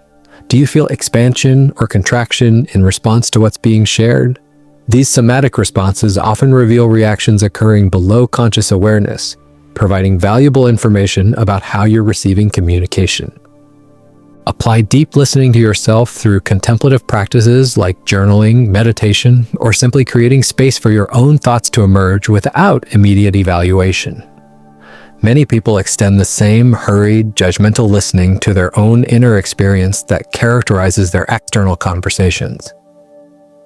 Developing the capacity to deeply receive your own thoughts and feelings enhances your ability to listen attentively to others. Remember that deep listening is a practice rather than a perfect achievement. Even experienced practitioners regularly notice their attention wandering, judgments arising, or responses forming before the speaker is finished. The skill lies not in preventing these natural tendencies, but in noticing them without self-criticism and gently returning to receptive presence over and over again. As you drift toward sleep tonight, consider one conversation tomorrow where you might practice slightly deeper listening. What would it be like to temporarily set aside your perspective to fully receive what's being expressed? How might creating more space between hearing and responding change the quality of the exchange? This simple shift in how you listen might reveal dimensions of communication and connection previously invisible within the rush of everyday conversation. Boundary mastery. The most compassionate people you know have one skill in common, and it isn't endless giving. Your ability to say no determines the depth of every yes that matters. This counterintuitive relationship between limits and freedom reveals why boundary setting may be the most misunderstood skill essential for well-being. Many people avoid establishing clear boundaries out of fear they'll appear selfish or damage relationships. Yet research consistently shows that healthy limits actually strengthen connections, while their absence leads to resentment, burnout, and relationship deterioration. Boundary mastery is creating healthy limits that protect your energy and values. This practice involves recognizing your needs and limits, communicating them clearly, and maintaining them consistently even when challenged. Contrary to common misconception, boundaries don't create distance in relationships, but rather establish the conditions for genuine connection by preventing the resentment, confusion, and self-abandonment that ultimately erode closeness. The concept of personal boundaries draws metaphorical inspiration from physical boundaries like property lines or cell membranes. Just as these physical demarcations determine what enters and exits a space, personal boundaries regulate the flow of energy, information, and interaction between yourself and others. Healthy boundaries are selectively permeable, allowing nourishing exchanges while preventing harmful or depleting ones. Boundaries fall into several distinct categories, each requiring specific awareness and skills. Physical boundaries involve your body, personal space, privacy, and physical needs like rest. Emotional boundaries protect your feelings and energy, determining how much emotional labor you take on and how others' moods affect you. Mental boundaries preserve your thoughts, opinions, and values from undue influence or invasion. Time boundaries regulate how you allocate your limited hours and prevent overcommitment. Material boundaries govern your possessions and financial resources.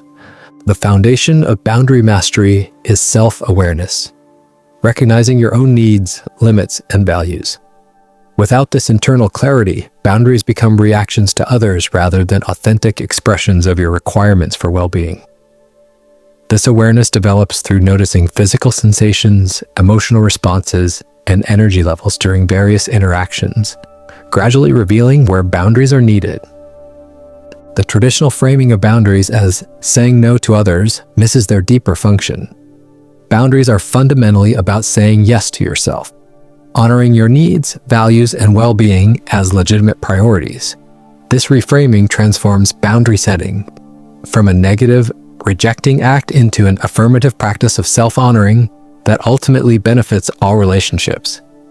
Contrary to common fears, clear boundaries typically strengthen rather than damage healthy relationships.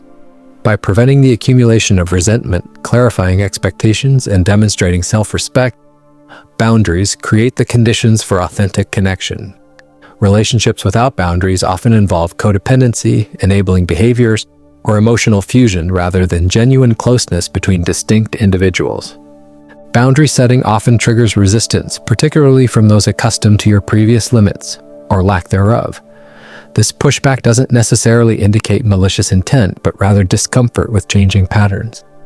Understanding that resistance is a normal part of establishing new boundaries helps maintain them through the uncomfortable adjustment period that typically precedes acceptance. Implementing boundary mastery begins with identifying where boundaries are most needed in your life. Notice situations that consistently leave you feeling depleted, resentful, or violated. These emotional responses often signal boundary issues, revealing areas where limits haven't been recognized or communicated. Physical sensations like tension, constriction, or even nausea frequently accompany boundary violations, providing valuable somatic feedback. Clarify your non-negotiables, the fundamental requirements for your well-being across different domains. These might include minimum sleep requirements, financial stability standards, relationship expectations, or values that cannot be compromised. These core boundaries establish the baseline conditions necessary for you to function and thrive, creating clarity about what must be protected. Develop direct, clear language for communicating boundaries. Effective boundary statements typically include three elements: the specific behavior or situation at issue, how it affects you, and the concrete boundary you're establishing. For example, when meetings run past their scheduled end time, specific behavior, I can't meet my other commitments, impact. So I'll need to leave at the agreed ending time regardless of where we are in the agenda, boundary. Practice graduated assertiveness in maintaining boundaries when initial communications aren't respected. This progression might begin with restating the boundary calmly, then escalating to more formal assertion if needed, and finally implementing consequences if the boundary continues to be violated. This measured approach prevents both immediate capitulation and unnecessarily harsh responses. Create environmental supports for boundaries that prove consistently challenging. This might include technological limits like app blockers or notification settings, physical arrangements that reinforce boundaries like dedicated workspaces, or scheduling structures that protect priorities. These environmental adjustments reduce reliance on willpower alone for maintaining difficult boundaries. Recognize that boundary needs vary across relationships and contexts. What constitutes an appropriate boundary with a colleague differs from what works with a close friend or partner. Flexibility doesn't mean abandoning boundaries, but rather calibrating them appropriately to specific relationships while maintaining your core non-negotiables across all contexts. Distinguish between rigid, porous, and healthy boundaries. Rigid boundaries prevent connection through excessive restriction, often emerging from fear or past violations. Porous boundaries provide insufficient protection, allowing others' needs to consistently override your own. Healthy boundaries are flexible yet firm, adapting to contexts while maintaining essential protection of your well-being and values. Remember that boundary setting is a practice rather than a one-time achievement. As circumstances change and relationships evolve, boundaries require ongoing reassessment and adjustment. What worked in one life phase may need modification in another, and boundaries that effectively protected you in the past might require strengthening or softening as you develop. Cultural and family background significantly influences boundary development. Some cultures and families emphasize collective needs over individual boundaries, creating additional complexity in boundary setting. Recognizing these influences helps develop boundaries that honor both your unique needs and your cultural context, reducing unnecessary conflict between these aspects of identity. Self-compassion forms an essential foundation for boundary mastery. Setting limits often triggers guilt, particularly for those conditioned to prioritize others' needs. Recognizing that boundaries ultimately benefit all parties preventing burnout and resentment while promoting authenticity, helps navigate the discomfort of establishing new limits. Treating yourself with the same kindness you would offer others validates your right to protect your well-being. As you drift towards sleep tonight, consider one situation where clearer boundaries might enhance your well-being. What small, specific limit might you establish that honors your needs while still respecting others? How might you communicate this boundary clearly and directly? This single act of self-honoring might initiate a transformation in how you relate to yourself and others, creating space for the genuine connection that only becomes possible when each person's boundaries are recognized and respected. Financial mindfulness, developing a conscious relationship with money beyond just earning and spending. This philosophy helps you understand your emotional patterns with finances, align spending with values, and create security without obsession. It includes practical approaches to reducing financial stress and using money as a tool for well-being. Money consistently ranks among the top sources of stress for people across income levels. Studies show that financial worries affect sleep, relationships, and physical health regardless of actual financial circumstances, suggesting that our relationship with money matters as much as the amount we possess. Yet most financial advice focuses exclusively on technical strategies while ignoring the psychological and emotional dimensions that actually drive our money behaviors. Financial mindfulness is developing a conscious relationship with money beyond merely earning and spending. This approach recognizes that money behaviors emerge from a complex interaction of emotions, beliefs, values, and social conditioning rather than purely rational calculation. By bringing awareness to these underlying patterns, you can transform money from a source of stress and unconscious behavior into a tool that genuinely supports your well-being and deepest values. This philosophy stands in contrast to conventional financial wisdom that treats money decisions as purely mathematical and people as rational economic actors. Research in behavioral economics consistently demonstrates that our financial choices are heavily influenced by psychological factors, emotional triggers, unconscious beliefs, social comparison, and cognitive biases. Financial mindfulness acknowledges these realities and works with them rather than pretending they don't exist. The foundation of financial mindfulness is awareness of your money story, the often unconscious narrative about money formed through childhood experiences, cultural messages, and significant money events in your life. This personal mythology shapes your financial behavior more powerfully than logical knowledge. Understanding the origins of your money beliefs creates the possibility of consciously choosing which aspects of this inheritance serve you and which require revision. Common money stories include, "There's never enough," scarcity mindset, "Money is the root of all evil," moral judgment, "Wealth equals worth," identity fusion, "Money requires constant vigilance," anxiety relationship, or "Financial matters are beyond my understanding," avoidance pattern. Each narrative creates distinctive emotional responses and behavioral patterns around earning, spending, saving, and sharing resources. Emotional awareness forms another critical component. Money decisions trigger powerful feelings: security, fear, excitement, shame, pride, anxiety, that often drive behavior below conscious awareness. Financial mindfulness involves recognizing these emotional currents without being controlled by them, creating space between financial triggers and responses where thoughtful choices become possible. Values alignment represents the core practice of financial mindfulness. Rather than pursuing generic financial goals, this approach asks how money can serve what matters most to you. When spending, saving, and earning decisions reflect your authentic values rather than unconscious patterns or external expectations, money becomes a tool for creating meaningful life rather than a source of stress or confusion. Implementing financial mindfulness begins with creating regular space for awareness of your current relationship with money. This might involve reviewing spending without judgment, noticing emotional responses to financial situations, or reflecting on recurring patterns in your money behaviors. This observation without immediate action builds the self-knowledge necessary for conscious change. Explore your money history to identify the origins of your financial beliefs and behaviors. Consider messages about money you received growing up, how money was discussed or not discussed in your family, and significant financial experiences that shaped your perspective. This exploration often reveals why certain money behaviors feel automatic despite not serving your current needs or values. Notice physical and emotional responses to different financial activities. Does checking your bank balance create tension in your body? Does spending trigger either anxiety or temporary euphoria? Does thinking about financial planning create avoidance or engagement? These reactions reveal your current relationship with money more accurately than your intellectual ideas about what that relationship should be. Develop present moment awareness during financial activities.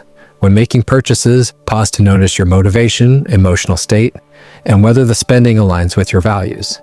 This brief mindfulness practice interrupts automatic consumption patterns, creating space for choices that better reflect what truly matters to you. Create financial habits that support conscious choice rather than reactive behavior. This might include regular money dates with yourself or partners to review spending and plans, establishing waiting periods before significant purchases, or creating automated systems for savings and bill payment that reduce decision fatigue and impulsive choices.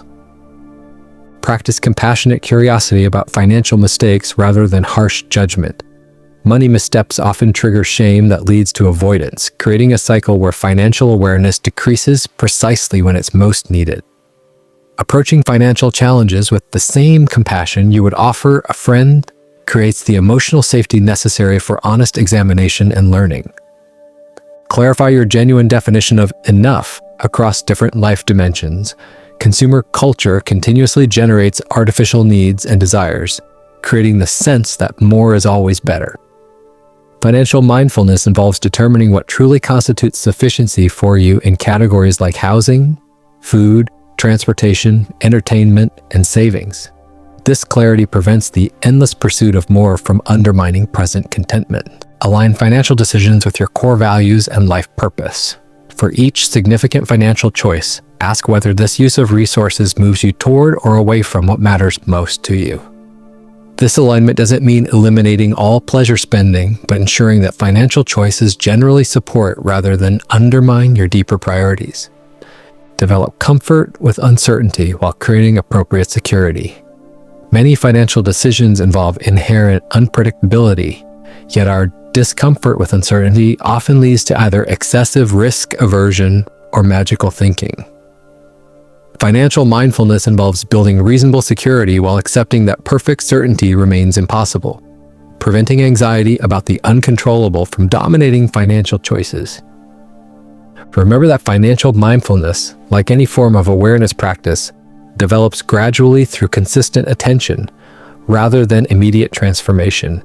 The goal isn't perfect financial management, but an increasingly conscious relationship with money that aligns your resources with your values and reduces the stress that comes from unconscious financial patterns. As you drift toward sleep tonight, consider one small opportunity tomorrow to bring greater awareness to your relationship with money. Perhaps you'll pause before a purchase to notice your motivation, set aside brief time to review recent spending without judgment, or reflect on how one financial habit either supports or hinders what truly matters to you. This simple moment of financial mindfulness might begin shifting your relationship with money from unconscious pattern to aligned choice.